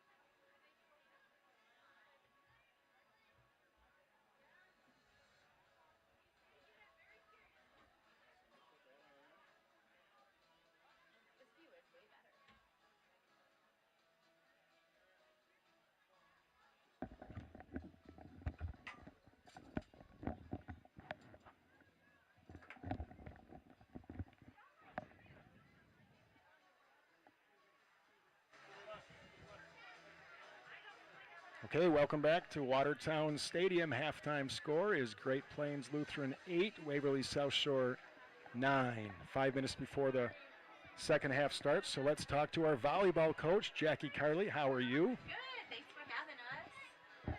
Excited for the season? I'm not talking about volleyball yet, the football season, because I know you have 2 boys out there. 3 boys. 3 boys. Junior high as well. So, yes, it's been a great game so far. Looking forward to the second half, and hopefully the Panthers can pull it off. And how about volleyball? So you're excited. You have the opener on Tuesday. How's practice going? Practice has been great. We've been at it a week. So looking forward to, we go to Webster on Tuesday for our opener. We'll have 3 levels. Our C team, our JV, and our varsity will all be playing in Webster. So very excited. I know the girls are excited too to get rolling. It's always great to have that many girls in your program. 30 girls. Yes, 30 this year, and that's even after tryout. So awesome numbers for our program, and just goes to show the depth that we're trying to create here at Great Plains. And let's talk a little bit about. I hope everyone can hear you. Can you hear yourself Yes, in your headphone? Okay, Yep. good. So give us like an outlook for the season, because you return a lot of good players from a good team. Yes, so we lost 2 seniors last year. Last year our season record was 16 and 13. So we lost 2 starters, but we definitely have a lot of good depth. This year we're bringing in 6 seniors and a total of 8 letter winners. So the 2 seniors that we lost, their positions have been filled nicely this year. So we're looking for some good goals this year. I know the girls would really like to get that conference title. They'd also like to make it deep into the region play, if not that SODAC 16. So high hopes for the girls. If they stick to their goals, work hard like they have been, it's going to be a good season for them. So who stands in the way of a conference championship? So last year we were 5-1, and our one loss came to Florence Henry. So that will be that big one this year. They did lose their 2 big hitters, both of which are playing basketball at college. So I'm hoping that we can compete with them. We actually play them on the second match. So it'll be a good start to our season if we can take care of them on Thursday next week. And do you have a loaded region again? We do. Actually, our region's dropped from 9 teams down to 7.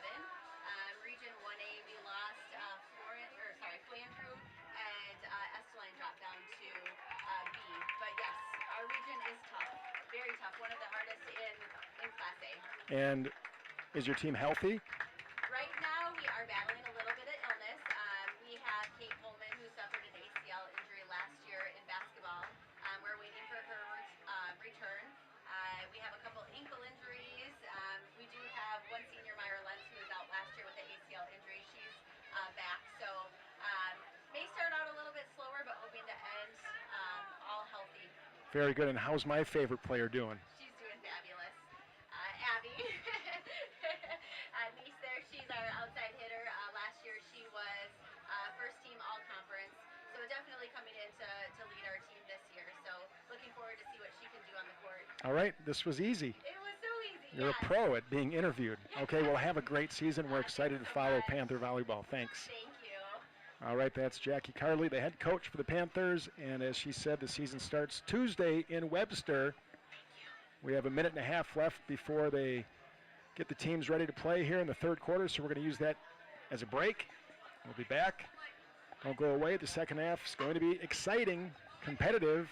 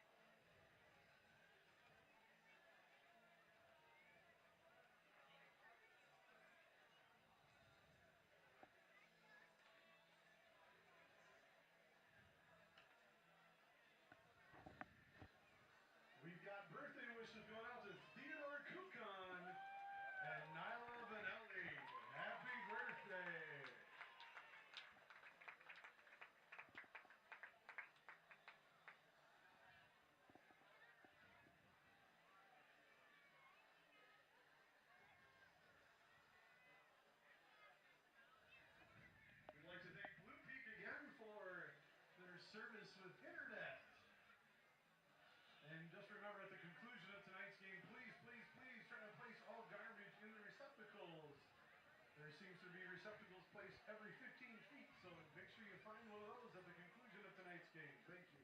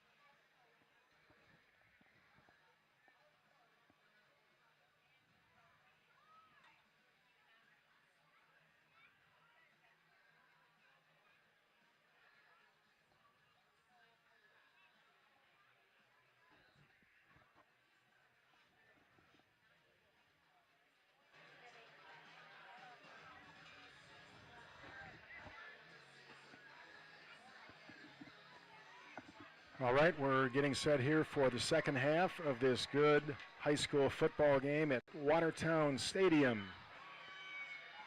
Lights are on. A few clouds have rolled in. It's still pretty warm out there. Still probably close to 75 degrees. As we start the second half, I think Great Plains will be kicking off. So Waverly South Shore will get the ball to start the third quarter.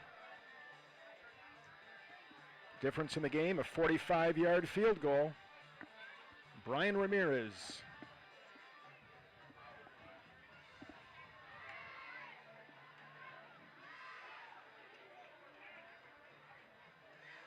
Panthers with 3 first-half turnovers, a couple of punts and a touchdown. Waverly South Shore, 2 punts, a turnover, a missed field goal, a touchdown, and that long field goal.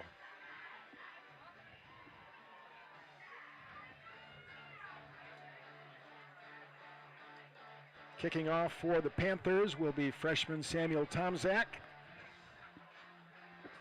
Coyotes have 2 players back deep. First time Tomzak kicked off, he did a squibber, went about 15 yards. Let's see if he does that again. Both teams have used the squib kick tonight. Second half underway. This is a low liner taken by one of the upbacks at the 30-yard line, trying to get outside, cuts back, drop. Good strong tackle there. Let's get who that is. One of the hardest hits I've seen tonight, William Krenz on the tackle. He's the junior center for the Panthers, also plays on the defensive line. So the Coyotes will start at the 37-yard line. Zach Reese, their senior quarterback, big kid, 6'3", 230 pounds. He was the MVP of the conference a year ago, the offensive MVP of the ECC. So a couple of senior quarterbacks tonight battling, trying to lead their team to a victory on the opening weekend of the season. Here's a handoff inside. I think that's the first time they didn't go from the shotgun. Rubendahl brings down Jealous after a short gain across the 40-yard line. 6 for the Coyotes. Gain of 3 or 4 on the play. Panthers have Rubendahl on the tackle. He's going to limp off.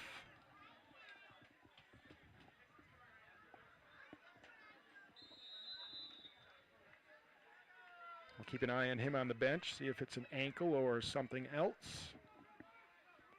Second down here for Waverly. They are back under center. Shotgun the entire first half. Now 2 straight under center. Handoff up the middle. Tackle from behind by Genstead. Jelitz again on the tackle.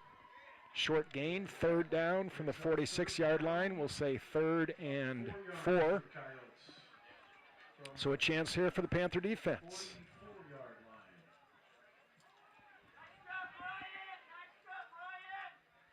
Not sure it's an ankle on Austin. It looks like it might be a cramp. It's warm down there, no doubt about it. 3rd down here for the Coyotes. Back under center is Reese. 2 backs in the backfield from the I set. He will give to the tailback, and he's going to be hit, and there's a loose ball, and they're going to call that, I think, a fumble. I was waiting for a whistle and say he was down by contact, but I think they are going to say it was a fumble, but Waverly South Shore recovered their own fumble at the 45-yard line, so it's 4th down and 2. So here's a real big play here to start the second half. 4th and 2 from the 45-yard line. My guess is Zach Reese will keep this himself. Coyotes are going to go for it. Back to the shotgun.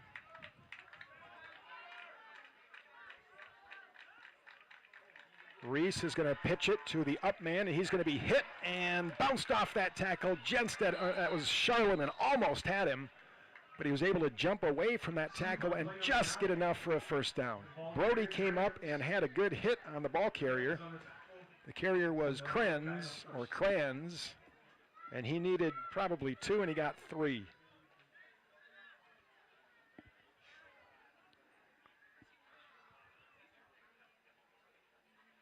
And he's a little wobbly as he walks to the sideline. Kranz, who had a good, tough run there, beating that tackle by Charlemagne for a 1st down, but he paid the price, and he's out for a play or 2.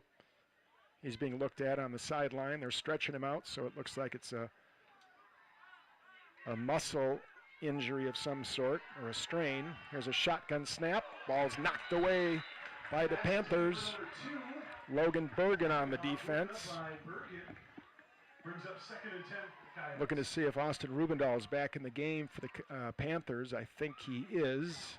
No, he's not. He's still on the sideline, but it looks like he's getting ready to come back in. I'll keep an eye on Kranz also for South Shore.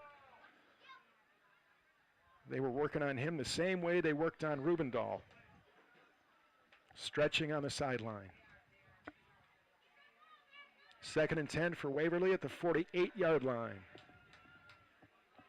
Reese back from the shotgun now.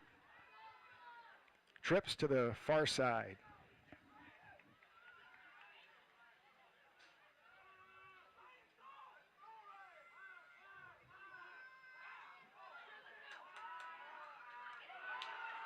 Reese is going to keep it himself across midfield into Panther territory. Brought down there all the way inside the 40-yard line.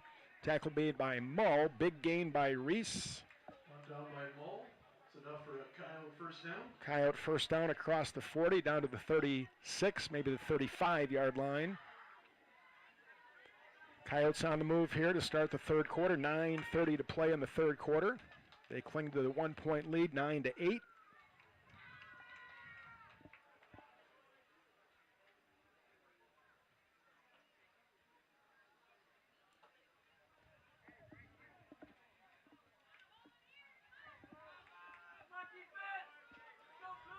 Shotgun snap for Reese. 2 backs in the backfield with him. Receiver split to both sides. Shotgun snap, good snap. Throwing downfield. It's going to be incomplete. Overshot his man, intended there for Monty Thompson. Covered by Bergen. Bergen with the coverage. Second down and 10 upcoming. Brings up second down and 10.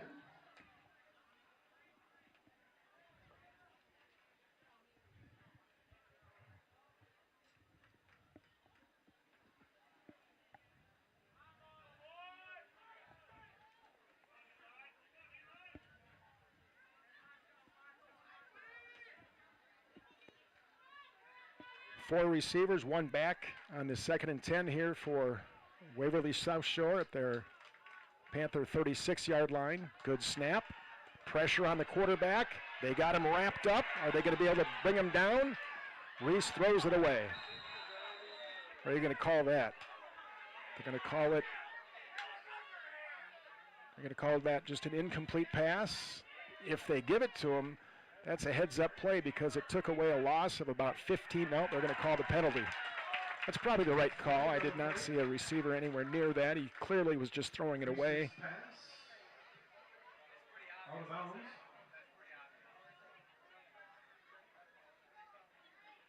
But because of the way he threw it, maybe that's why it's intentional grounding. That'll be a loss of down and a big yardage loss as well. They've been here before, these second and third long plays. The Panthers defense here needs to step up. He was wrapped up across the 50 near about the 45-yard line. Their own 45. That would make it a loss of 20. So is it a spot foul or is it a yardage foul? I'm not sure. Should be a loss of down. Either way, it should be third down coming up. It was a second and 10 play. So here's the call. This referee crew is a veteran crew from the area. They've reffed together for 10 years. The referee, he told me his name before the game. They had all their names written on a piece of paper, and I gave it to the PA announcer, so I can't remember. I think it was Steve. Five-man crew from the area. They've been doing this for 10 years. I asked him before the game, the head ref, the white hat, are you nervous before the game? He said, no, not at all. I've been doing this a long time. It's not unusual for referees or umpires to get some butterflies as well, but he said, nope, we're ready to go. So it's intentional grounding, and it looks like it's a yardage penalty. So it's a 5-yard penalty, so it ends up being, well, let's see, now it looks like it's going to be a spot penalty. Yeah, they're going to put it across the 50-yard line. There you go. So it's going to be third. I think it's third down. I think that's a loss of down as well. Loss of down, so it's third down and long. Ball's at the 47-yard line. Third and 25, 26. Big chance here for the Panther defense to get the ball back.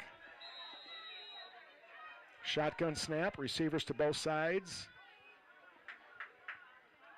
Snap's a good one. Reese under some pressure. Now he's going to stop, throw downfield. That ball's going to be in and oh, it's dropped. Charlemagne had it, and he took off running just a little bit too soon before he kept the ball in, and he dropped it. But either way, it looks like the Panther defense holds. It's fourth and a long 25, so Waverly South Shore and Dudley will be punting here. Too bad there. Brody had that one. He had some room to run as well and some blockers out front. Either way, though, the Panthers are going to get this ball back. As Waverly is going to attempt the punt. Micah will be back deep. And the second half starts for the Panther defense with a stop. Putting some good pressure on the quarterback that drive. Helped a lot. See if Micah can get going with that speed like he showed on the second play of the game when he went 60 yards for a touchdown. Haven't been a lot of offense since then. The punt is going to be, he's going to stay away from it. Just inside the 20-yard line. He thought about it, but he has not been able to handle one cleanly yet and probably made the right decision there. That would have been a big risk. 8:30 to play third quarter. Panthers get the ball here to start their offense, third quarter.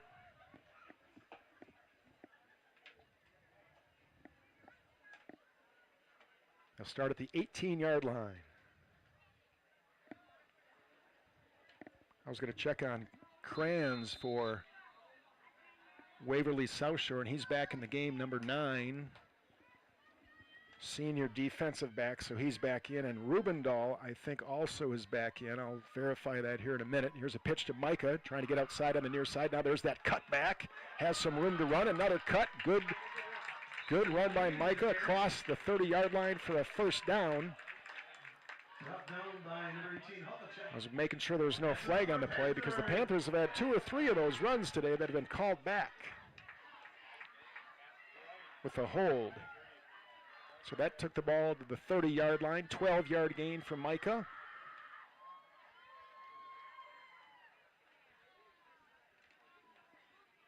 And I see Austin Rubendahl on the line there on the left side, so he's back in. Micah stays in at the running back. Carly split wide here to the near side. Brody under center. Just under 7 to play here in the third quarter.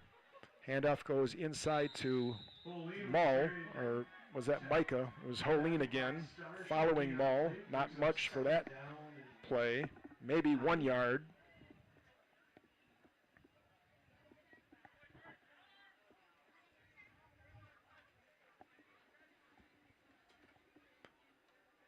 Walking through the stands at halftime, I saw a lot of last year's players out there, and of course one of the players, Miles York, is a coach for the Panthers this year.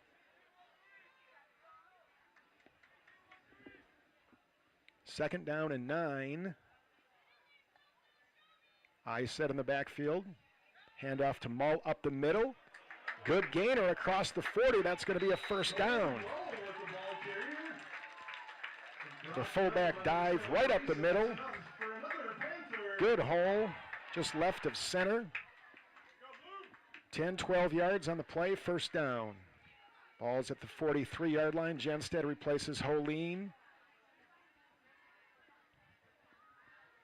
2 first downs so far on this drive for the Panthers, their best drive in a while.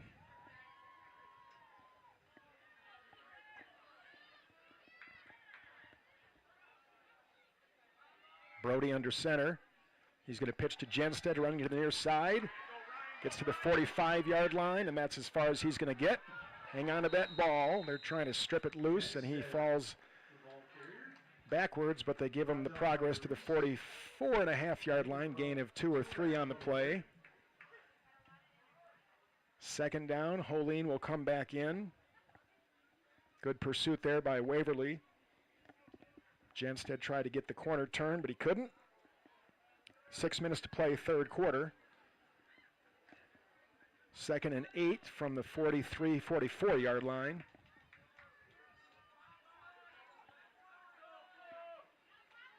Carly split wide to the far side. Micah in tight behind Mull in the backfield. Brody under center. Charlemagne option play. He's going to keep it and finds a little bit of an opening and dives ahead. They're going to say his knee was down at the 47-yard line. Not quite the 48. Gain of 3 or 4 on the play. It'll be 3rd and less than 5, maybe 4. We'll say 3rd and 4 from the 48. They need the other 48 for a first down. Jenstead and Holeen are alternating here, running the plays in. Big third down play here for the Panthers. Keep this drive going. They've already accomplished 2 first downs on this drive. Their first drive here in the second half after forcing a punt by Waverly South Shore. Jenstead in tight with Mull in the backfield. Carly split here to the near side. Brody is under center. Big third down play here for both teams. Up the middle, Mull's across midfield, and he's going to be real close, it looks like, with that spot. They're going to give him a first down. I think he's going to have it by at least a half a yard. 3rd first down on the drive. It keeps going across midfield into Coyote territory. Clock running, 4:50 to play, third quarter. Tell you what, I've not seen Cohen Mull on the sideline much tonight. He's played both sides of the ball just about the entire game. Micah and Jenstead are alternating a lot at running back, but that fullback, Cohen Mull, is staying in there just about every play. And he's carried the ball a few times as well. Brody this time under center, or shotgun. 2 backs in the backfield with him. And he is going to keep it. Now pitch it outside. That's Grayson Leans. He's going to be near that first down stick. I'm sorry, that was Mull. I just called him out, and then I didn't give him credit for a nice run. That was Cohen Mull who caught that pitch. So he's 31 and Lean is 32. And short. Gave him 9 yards, 2nd down and 1. Ball's inside the 40-yard line. Panthers started this drive, if I remember right, back around the 18-yard line. Trying to put a long drive together that's working the clock. 3 first downs so far. Now we've got a whistle, and it looks like Waverly South Shore is going to call a timeout. Preceding this 2nd and 1 play. 4:13 to play 3rd quarter. Waverly South Shore 9, Great Plains Lutheran 8. We'll take a short break and come back after this.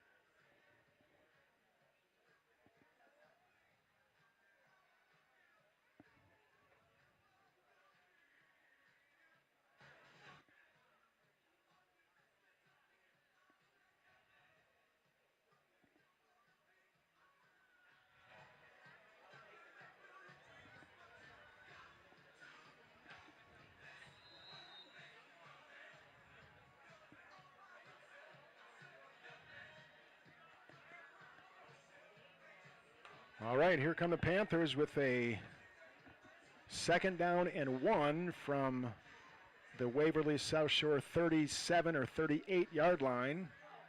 Timeout taken there by the Coyotes. We'll see if that plays a factor down the stretch. They have 2 left. Genstead in the backfield with Mull. Carley split wide to the far side. Brody will go under center.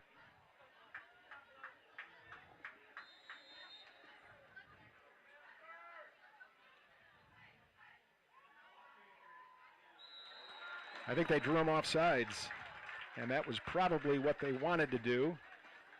I'm guessing that's what we call a hard count, and it worked. Waverly jumped off sides. It'll be a 5-yard penalty. More importantly, it'll be a first down for the Panthers, their 4th first down on this drive. Ball's now inside the 35-yard line. Encroachment on the Coyotes. You know who does that well in the NFL? I hate to say it because I'm not a big fan of his, but Aaron Rodgers has always done that well. Here's Genstead up the middle, makes a couple of men miss, falls ahead inside the 30-yard line. Taking down my winches for the Coyotes. Small and shifty. Holine replaces Genstead. Gain of 4, 2nd down and 6 from just inside the 30-yard line.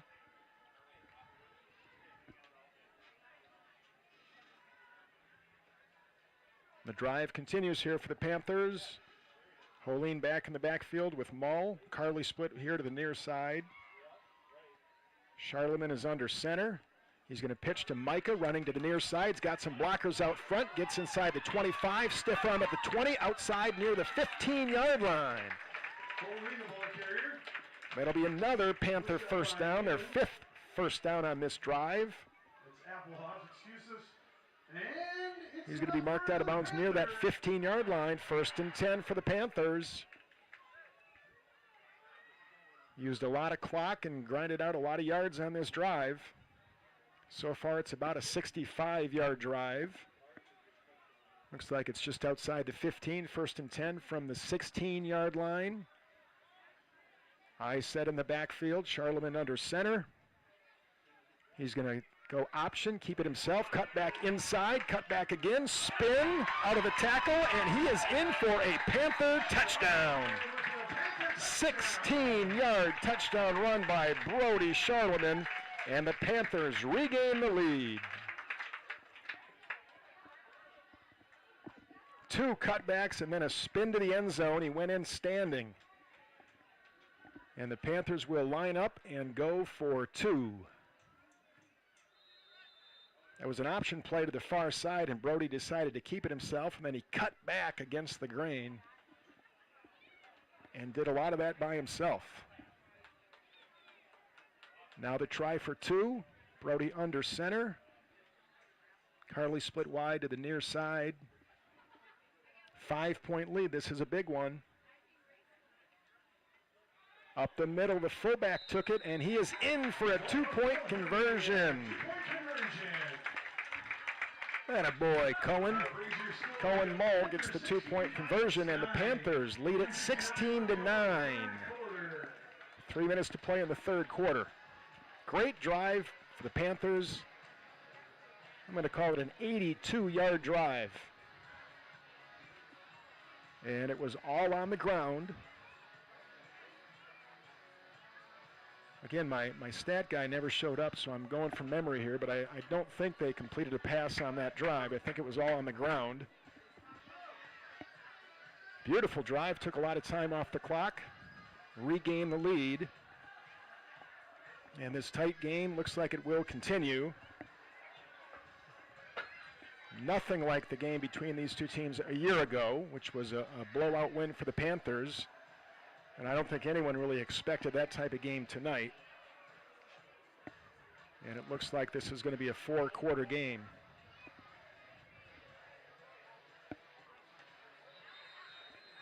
So the Panthers get a little life on the sideline, a beautiful drive, and now they'll kick off. We'll see if they kick it deep or have a squib kick or something right in between. Last time they kicked off, it was in between a long kick and a squib kick. Taken by one of the upbacks, Samuel Tomczak, the Great Plains kicker. Nice to have a freshman kicker. You can work with him for the next several years. Find a way to get another player in the game. My guess is he's got some soccer background.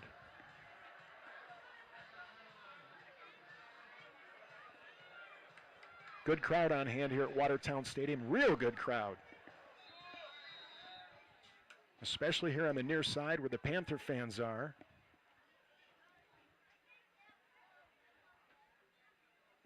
Tomczak's kick is going to be taken again by one of the up players. If he jumps on it, there he does at the 30-yard line, and he's going to be taken down almost immediately.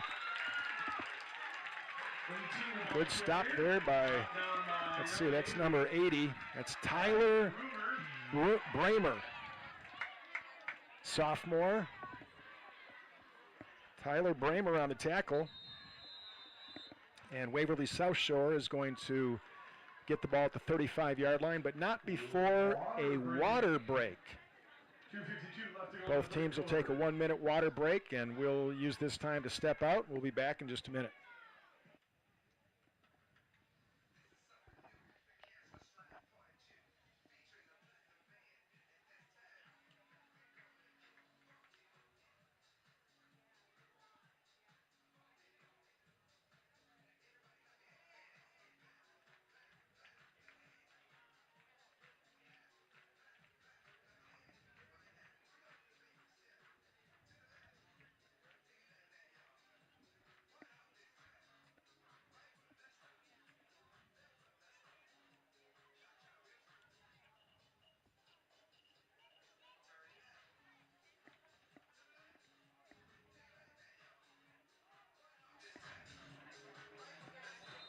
Strong drive last time for the Panthers on offense. Give a lot of credit to that line up front.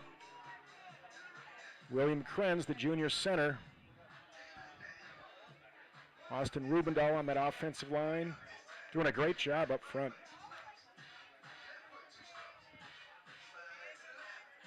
Grayson Leans playing at the tight end spot. Lucas Johnson on that line. Now it's the defense. Waverly South Shore back under center to start this drive. They'll start inside the 35-yard line. Fumble on the play, flag on the play. Waverly jumped on their own fumble. See what the penalty is. Holding on Waverly South Shore, that's going to cost them 10 yards. It'll either second and, well, they might decline it because there was a loss on the play. I'm guessing he will push them back. I didn't see how much of a loss. They jumped on their own fumble near the line of scrimmage. So I suppose it could be a 2nd and 12 or 1st and 20. It looks like they're going to take the 10 yards and push them back to the 25-yard line where they'll replay 1st down. Panthers doing a better job up front, I would say, in the second half. Both lines. Rubendahl's out there, Lucas Johnson on the defensive line. Shotgun for Waverly. Reese gets the snap. Here comes a blitz, and they're going to bring him down. Quarterback sack, loss of 5 on the play. Johnson brings down Lucas Johnson. Genstead came on a blitz, and he kind of forced Reese up in the pocket, and that's where Johnson was there to bring him down. Loss of 5. It'll be 2nd and 25. And again, the Panthers have a chance here to come up with a play or two and get the ball right back. But with these big receivers, they've given up a couple of these big plays. Let's see what happens here on 2nd down and 25. Reese will go shotgun with receivers split to both sides. Looks like man-to-man on all 4 receivers. Snap is a good one, straight drop back. Now he's being chased out of the pocket. He's grabbed, wrapped up, and dropped again. Not a sack, because I think he got back to the line of scrimmage, but no gain. Cohen Moe was there. They put him right at the line of scrimmage, so it's 3rd and 25 from the 20-yard line, maybe just inside the 20. Clock running with 1:15 to play here in the 3rd quarter, and Great Plains Lutheran leading Waverly South Shore 16-9.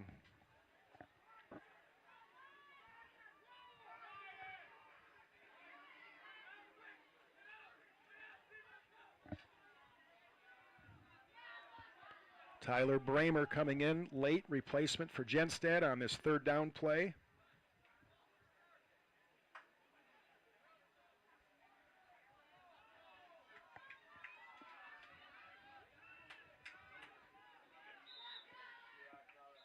And we're going to see a timeout here for Waverly South Shore before they snap the ball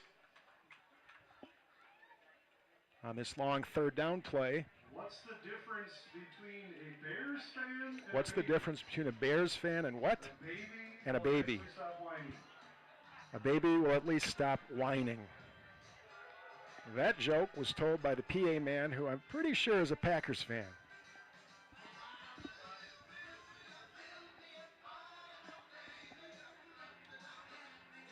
That should have been Packers fan, not Bears fan.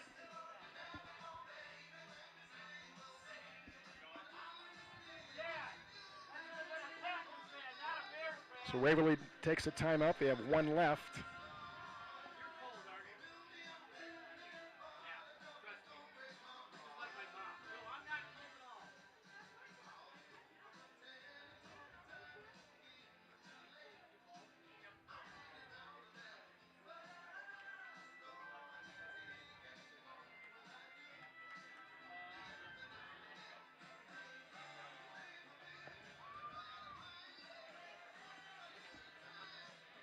So here we go, late in the 3rd quarter. It's 3rd and 25 for Waverly South Shore at their own 20-yard line as we come back to action.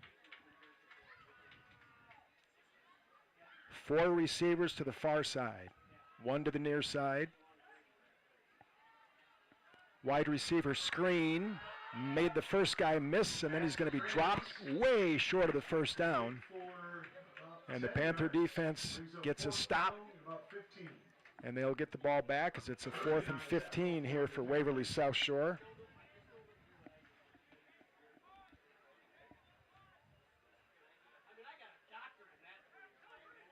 So Micah Holeen will be back at about midfield here for the Panthers. He has yet to get his hands on one of these punts. This is the 4th time Waverly has had to punt. Ryan Jenstead on the sideline being looked at by the trainer. We'll see if we can get an update on him. End of the third quarter. Meanwhile, the third quarter is over. And Great Plains Lutheran clinging to a touchdown lead, 16-9. We'll be back for the fourth quarter after we take a short break. Stay with us.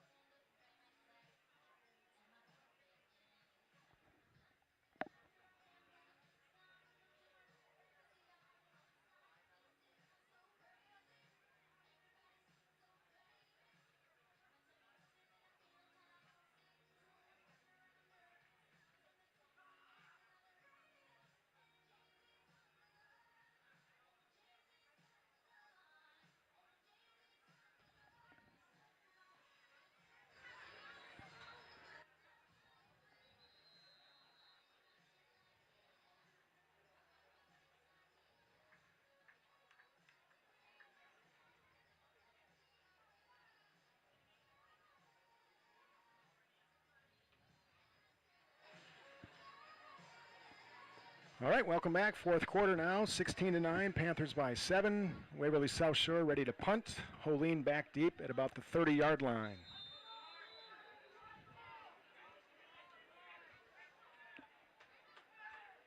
Looks to me like Jenstead turned in his helmet. They checked him for a concussion, so I'm not sure he'll be back. Here's a punt by Ramirez. Micah is going to let it bounce, and it bounces right near him, and then he scrambles away from the punt. And it's going to be down at the 26-yard line.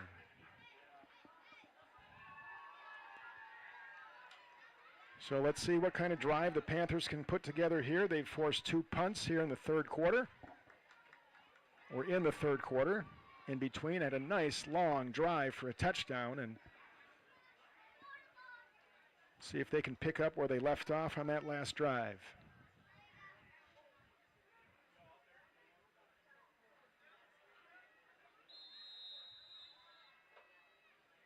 Austin Rubendahl is also now on the sideline. He's being looked at by the trainer. See how that line does on this drive here for the Panthers. They start the drive at the 26-yard line. Charlemagne under center. He gives it to the fullback, who dives ahead to the 30-yard line. Gain of 5 on first down. Cohen Mull straight up the middle. Gain of 5. 4-yard gain brings up second down and 6. Samuel Salisbury, senior, on the offensive line. Second down and maybe 6 here for the Panthers from the 30-yard line. Brody Charlemagne under center. Option play. He's going to keep it. Gets the corner turn, spins, and gets hit and knocked out near the 35-yard line. Short of a first down. And it will be a third down play here for the Panthers, third and short. Big play here for both teams. Chance for Waverly to get the ball back. 3rd and 2 from the 33-yard line. Clock is running with 10:44 to play in the game. Rubendahl back out for the Panthers. Big play.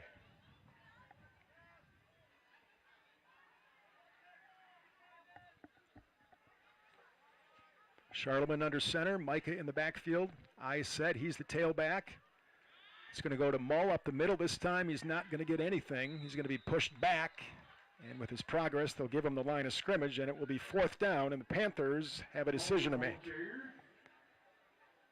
No gain on the play, so 4th and 2. And it looks like the Panthers are going to punt. Bergen checks in. Back deep for Waverly will be Colton Kranz.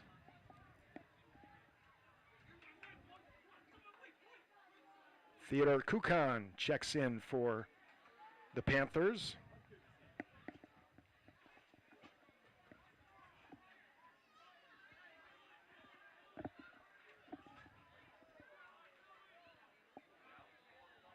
Clock running, 9:33 to play in the game. Snap is good.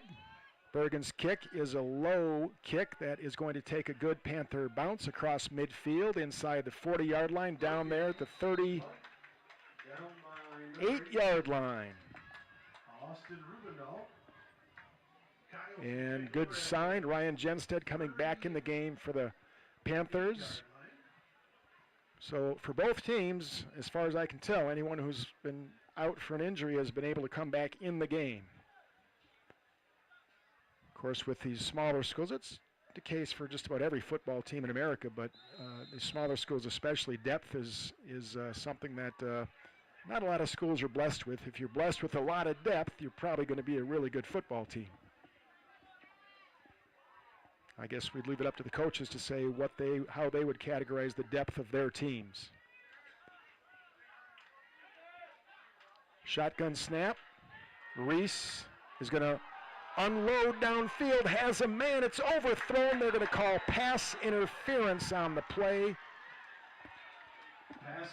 Hayden Carley was back there, and they're going to get him for pass interference on Applehoff. Sam Applehoff, 6'4", Carley at 6'2", and he got there just a little bit early. And so that's going to give Waverly South Shore, I think, 15 yards and a first down from the line of scrimmage. I think that's how they do it.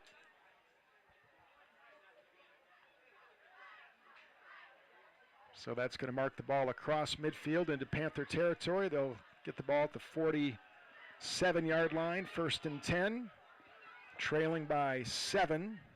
Panthers with 2 big 2-point conversions tonight. We'll see if that ends up being a big factor. And remember, South Shore, Waverly South Shore has 1 timeout left. Here's Reese under pressure. Rubendahl is there, couldn't quite bring him down. Now Genstead misses, and Reese throws downfield, but it's going to be incomplete. Good pressure there by the Panthers. There was another one there. It was Genstead and Rubendahl and Mull putting good pressure on the quarterback, and he had to throw it away, overshot his man downfield. 2nd and 10 here for Waverly South Shore.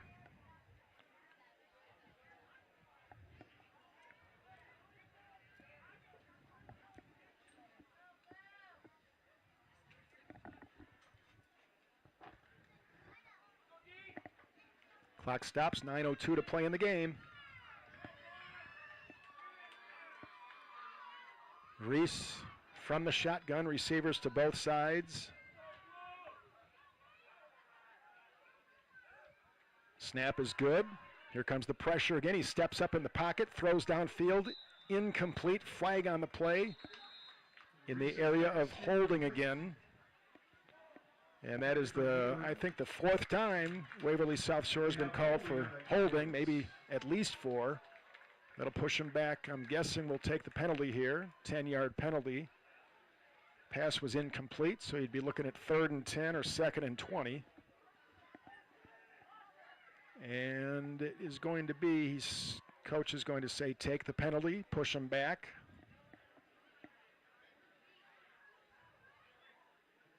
Waverly's got that good field goal kicker, but it's a 7-point game, so that might not be a factor anymore. 2nd down and 20. Shotgun, receivers to both sides. Panthers have been putting a lot of pressure on the quarterback. This time a little more time to, now he's being chased out of the pocket, throws on the run, and it's beautifully broken up by Micah Holeen. That was one of the better plays we've seen from the secondary tonight. Kranz, the intended receiver, and Holeen played it beautifully, played the ball, dove in, knocked it away. Quarterback was under pressure again, throwing that on the run, but still made a nice, accurate pass. But Holeen made a better play defensively, so it's 3rd down and long, 3rd and 20.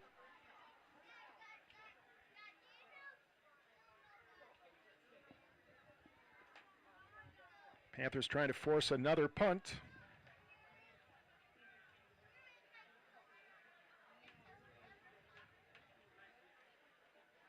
They've already forced 2 here in the second half.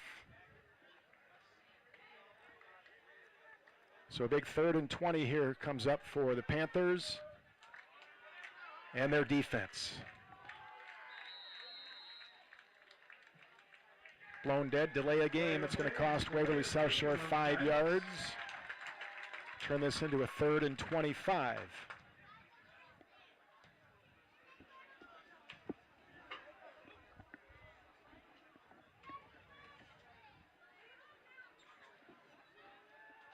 .8:45 to play in the game. Reese, shotgun snap, back to pass. Here comes the rush again, steps up in the pocket, throws downfield, and it is going to be caught for Waverly South Shore for a first down. 2 were there, 1 blue and 1 white, and it's caught by Applehoff. That big target again jumps up and wrestles the ball away from Bergen for a first down on 3rd and 25. So the drive continues here for Waverly South Shore. 8:35 to play in the game. Ball's inside the 20-yard line. Reese, shotgun. He stepped up nicely in the pocket there, avoided the rush and threw it downfield for a first down. He takes it up the middle there, brought down by Genstead and Rubendahl. Inside the 15-yard line, down to the 13-yard line. Gain of 5. 2nd down and 5. From their 14-yard line.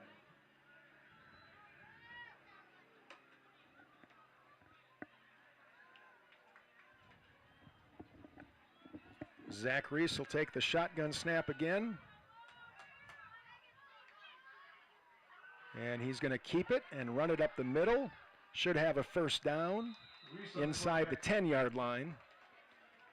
And from there, the Coyotes will have 1st and goal. Aiden Cameron on the tackle. He's a sophomore. First down.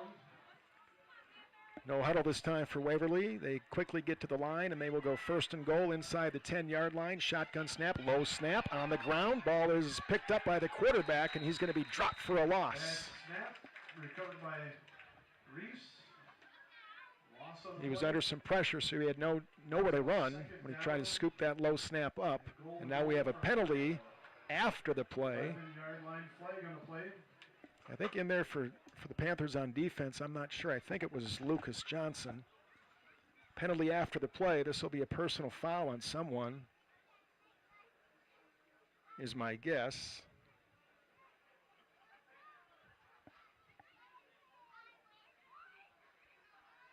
Here's the call.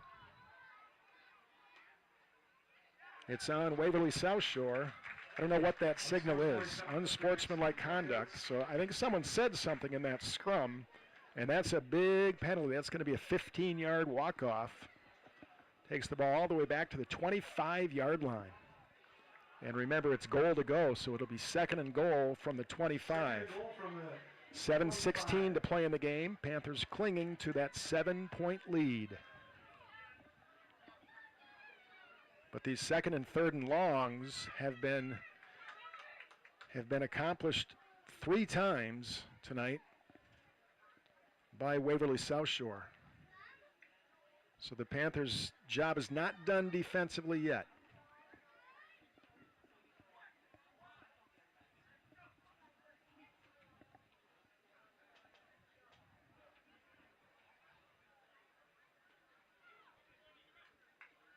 Ball's at the 25-yard line, 2nd and goal. Clock will wind and start. Now they're going to stop it again.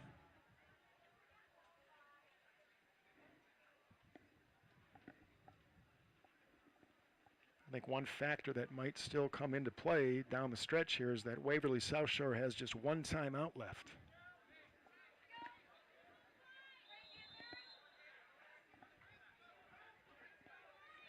Now the clock runs. Reese from a shotgun snap again. Receivers to both sides. He's back to pass. Short pass caught. Tackle made at the point of the catch. Jellett's on the catch. Carly on the tackle, short gain, still outside the 20, so maybe a gain of 3. 3rd and goal from the 22-yard line.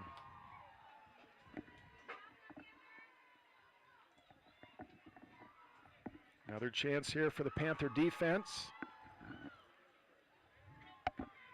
See what kind of pressure they can put on the quarterback. Keep an eye on that big receiver, Sam Applehoff.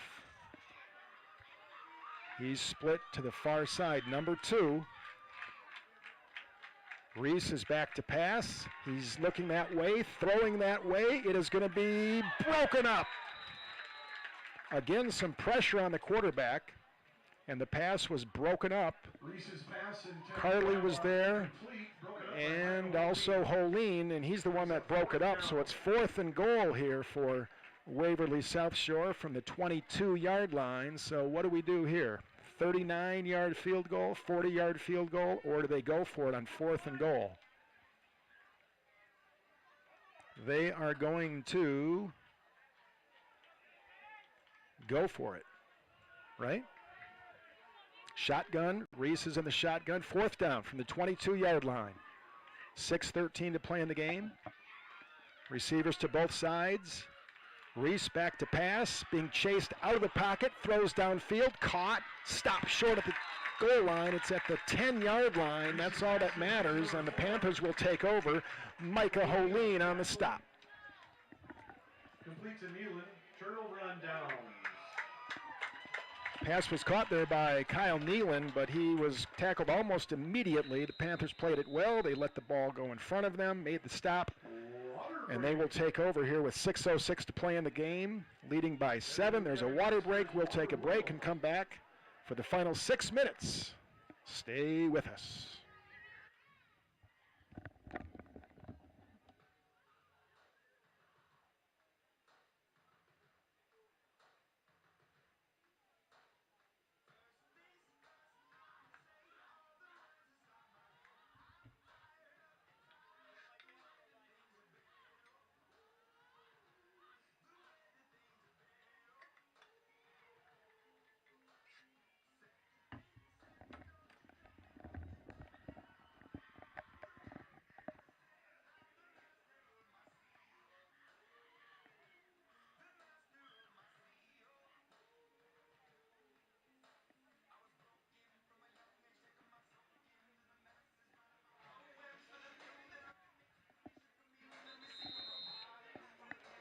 Second half has went like this. Waverly South Shore had the ball first. They punted.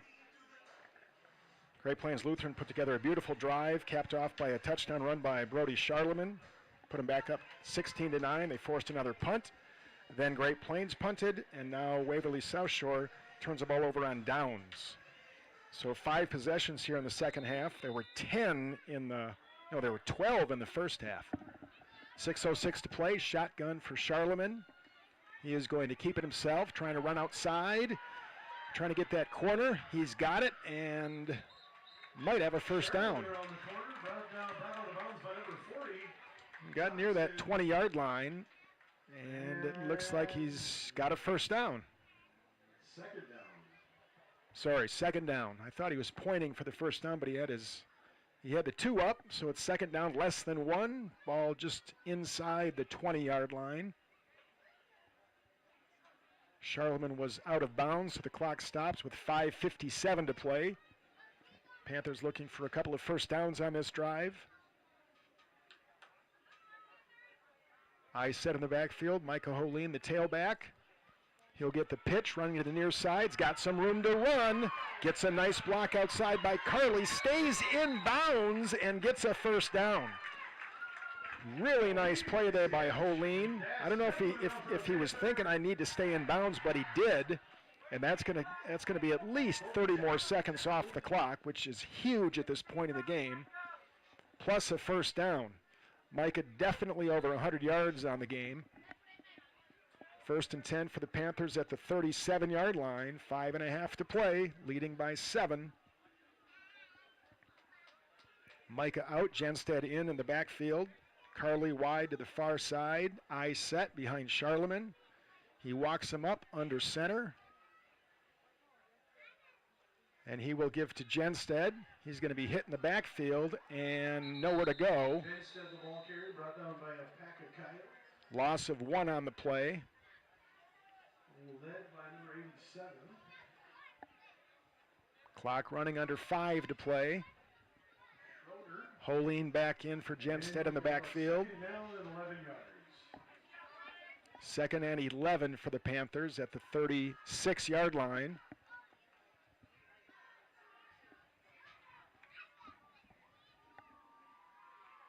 Charlemagne under center. William Krenz doing a great job up front today as the center. Brody option play, pitches to Micah, cuts back, nowhere to go, another loss on the play. Good pursuit there by the Coyotes. Tackle made by Colton Kranz. Another loss, and it's going to be third down. The clock rolls with it'll be under 4 minutes to play once this ball is snapped. Brody comes across, and he will get the play himself. It'll be 3rd and 14 from the 33-yard line. Panthers trying to work that clock as much as anything here. If this is not an incomplete pass, at best, Waverly will get the ball back with under 3 minutes to go in the game. 3rd and 14 here for the Panthers. Inside handoff goes to Leans, and pretty good gains. Going to be short of the, I'm sorry, that was Lucas Johnson. Came on, I guess maybe that's called an end around. Got 5 or 6 on the play. It's going to be 4th down for the Panthers. 4th and 5, maybe 6 from just outside the 40-yard line. Clock is running. It's going to be under 3 minutes after this play. And the Panthers are sending in their punter, Logan Bergen. Samuel Salisbury also checking in for that line. Kranz back deep for Waverly South Shore to receive the punt. Clock is under 3 minutes to play.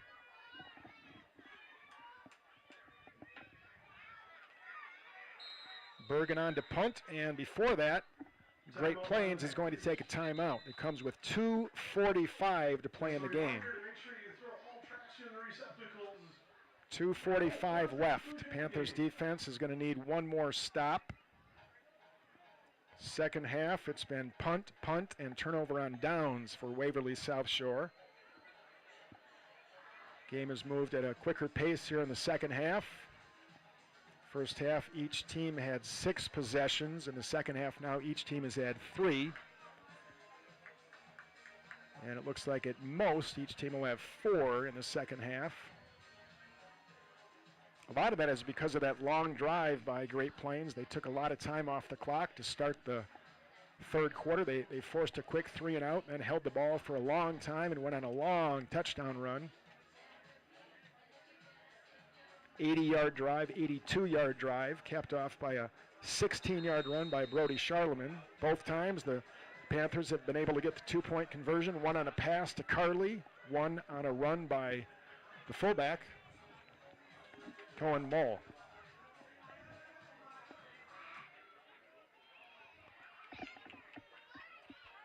So Bergen on to punt. Need another good snap. He's got it, and the punt is away just barely. They can't, there's a penalty on the flag. The punter was down, and there's a penalty on the flag, or a penalty on the play in the backfield. So I'm guessing here this is going to be running into the kicker, and the Panthers might get the ball back. Bergen definitely got hit, and he got the punt away. Now, if the punt is blocked, you can run into him, but it must have went off the side of his foot. It was not blocked. They're going to call a personal foul running into the kicker on Waverly South Shore, and the Panthers are going to get the ball back. Automatic first down. Well, not an automatic first down, but the yardage will get them the first down. It was 4th and 6. This is at least a 10-yard penalty, might be 15. I think it was the personal foul, so it's a 15-yard penalty. And the Panthers get a huge break, and not a break, but they will take advantage of a penalty on Waverly South Shore, and those penalties have hurt the Coyotes here in the second half, no doubt about it. And Great Plains has a chance here to get 1 or 2 first downs, and that'll be it because Waverly South Shore has just 1 timeout left. So I'm thinking if they can get 1 first down, that'll put the game out of reach. There's 2:39 to play. It's going to be Holeen in the backfield as the tailback behind Mull.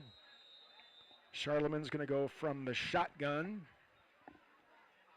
Ball's at the 43-yard line.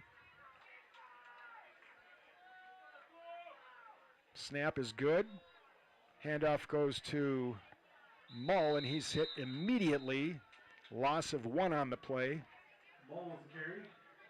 But the ball will, or the clock will continue to run, and after this play, it'll be under 2 minutes. So 1 first down will do it at this point. I think right now they're trying to do math on the sidelines here. Do we need a first down? They do because Waverly does have 1 timeout left. Genstead replaces Holeen, 2nd and 11. Clock's going to be to 2 minutes by the time they snap this ball.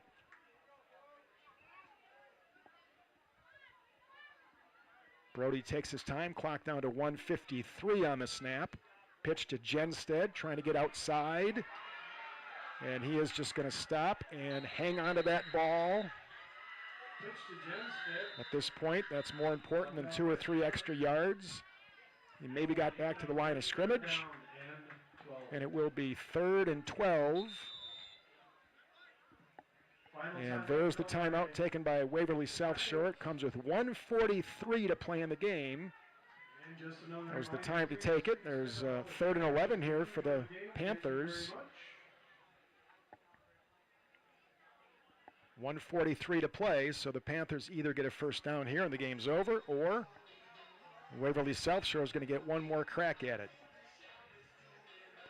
What we expected, a 4th quarter game. Panthers trying to hang on and win the opener. Last year, as I recall, they lost their first couple of games, and I think then they won a game. I think they started 1-3, if I remember right, and finished 4-4, and then lost a playoff game at 4-5. They can hang on here. Next week they got Wabe Summit, and then Florence Henry, I believe. There's no question the tougher part of the schedule is the second half of the schedule. Hamlin, Elkton, Lake Benton, both strong 9-man teams. So here we go, 3rd down for the Panthers, 3rd and 11, maybe 3rd and 12. Just inside the 45-yard line. Shotgun snap.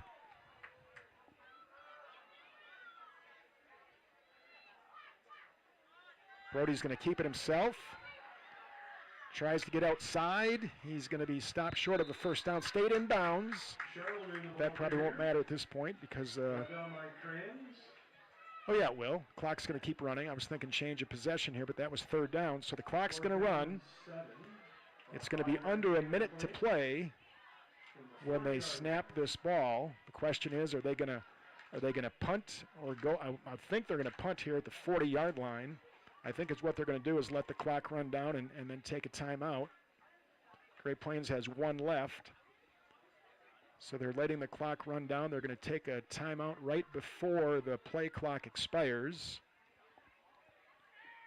I think it's going to be at least 55, and there it is. Timeout's taken at 54, I think. 54 seconds to play. Panthers facing a 4th and 7 from the 40-yard line, just inside the 40. Keep an eye on Logan Bergen to see if he goes into the game to punt this away.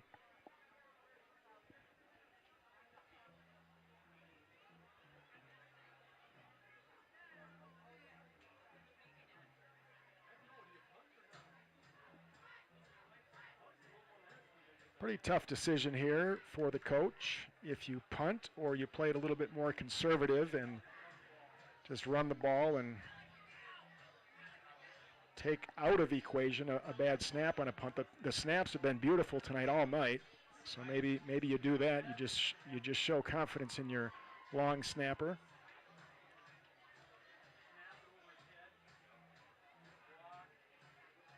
It looks to me like they are going to go for it because I don't see the punter in the huddle.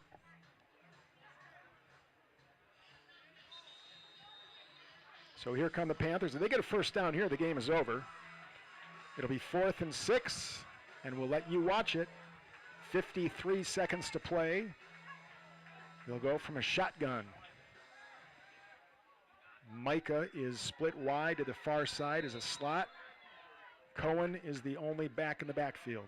Now Micah goes in motion, and that did not look legal. What Micah did not look legal. He went upfield before the ball was snapped. That's going to cost him 5 yards, and now they will punt.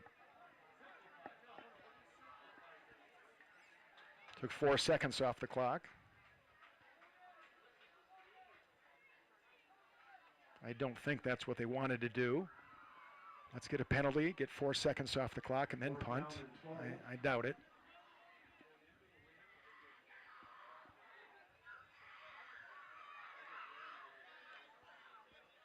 Yeah, they're going to put time back on the clock, which is the right move because the ball was not snapped. So here comes Logan Bergen punting with 53 seconds left to play. Panthers clinging to a 7-point lead. Back deep for South Shore is Colton Kranz, and he's way off to the near side. He's not in the middle of the field, expecting the punt to head his way on an angle. Snap is good again. Punt is away. He goes to the opposite side. Beautiful punt. It's going to take a roll inside the 20-yard line. Way to go, Logan Bergen. He punted that away from the return man who was lined up way on the near side. He punted it to the opposite side. No return. Good spiral punt. And Waverly South Shore is going to take the ball inside the 20-yard line. No timeouts left. 46 seconds to play. Panthers by 7. The game is not over. We've seen long pass plays tonight by this Coyote passing attack. Usually it's been from Zach Reese to Sam Applehoff. He's a big target, number 2, and he'll line up here to the near side. 4 receivers to the near side. Panthers need to keep everything in front of them and try to keep the ball carriers in bounds. And of course, make open field tackles. Here's a wide receiver screen. Chance for that open field tackle right here. It's made beautifully by Brody Charlemagne. That's going to take time off the clock. Kranz caught it. He lost yardage. No huddle, 30 seconds left to play. Down to 25, shotgun snap, being chased and not quite brought down. Now they got him in the grasp. It's incomplete. Genstead was there. He was the second man there. I don't know who the first man was, but they put some good pressure on the quarterback. I missed the first guy who was there, and then Genstead couldn't quite bring him down. He's given about 100 pounds on that quarterback, but he had him wrapped up nicely, and the pass falls incomplete. It's 3rd and 15. Maybe most importantly, there's only 15 seconds left in the game. Panthers have 1 timeout left. I wouldn't be surprised to see them take it at some point to let the defense know exactly how you play this. You can, of course, give up some yards, but you don't want to get anyone behind you. So here we go, 17 seconds to play. Shotgun snap, Reese back to pass. Over the middle, caught.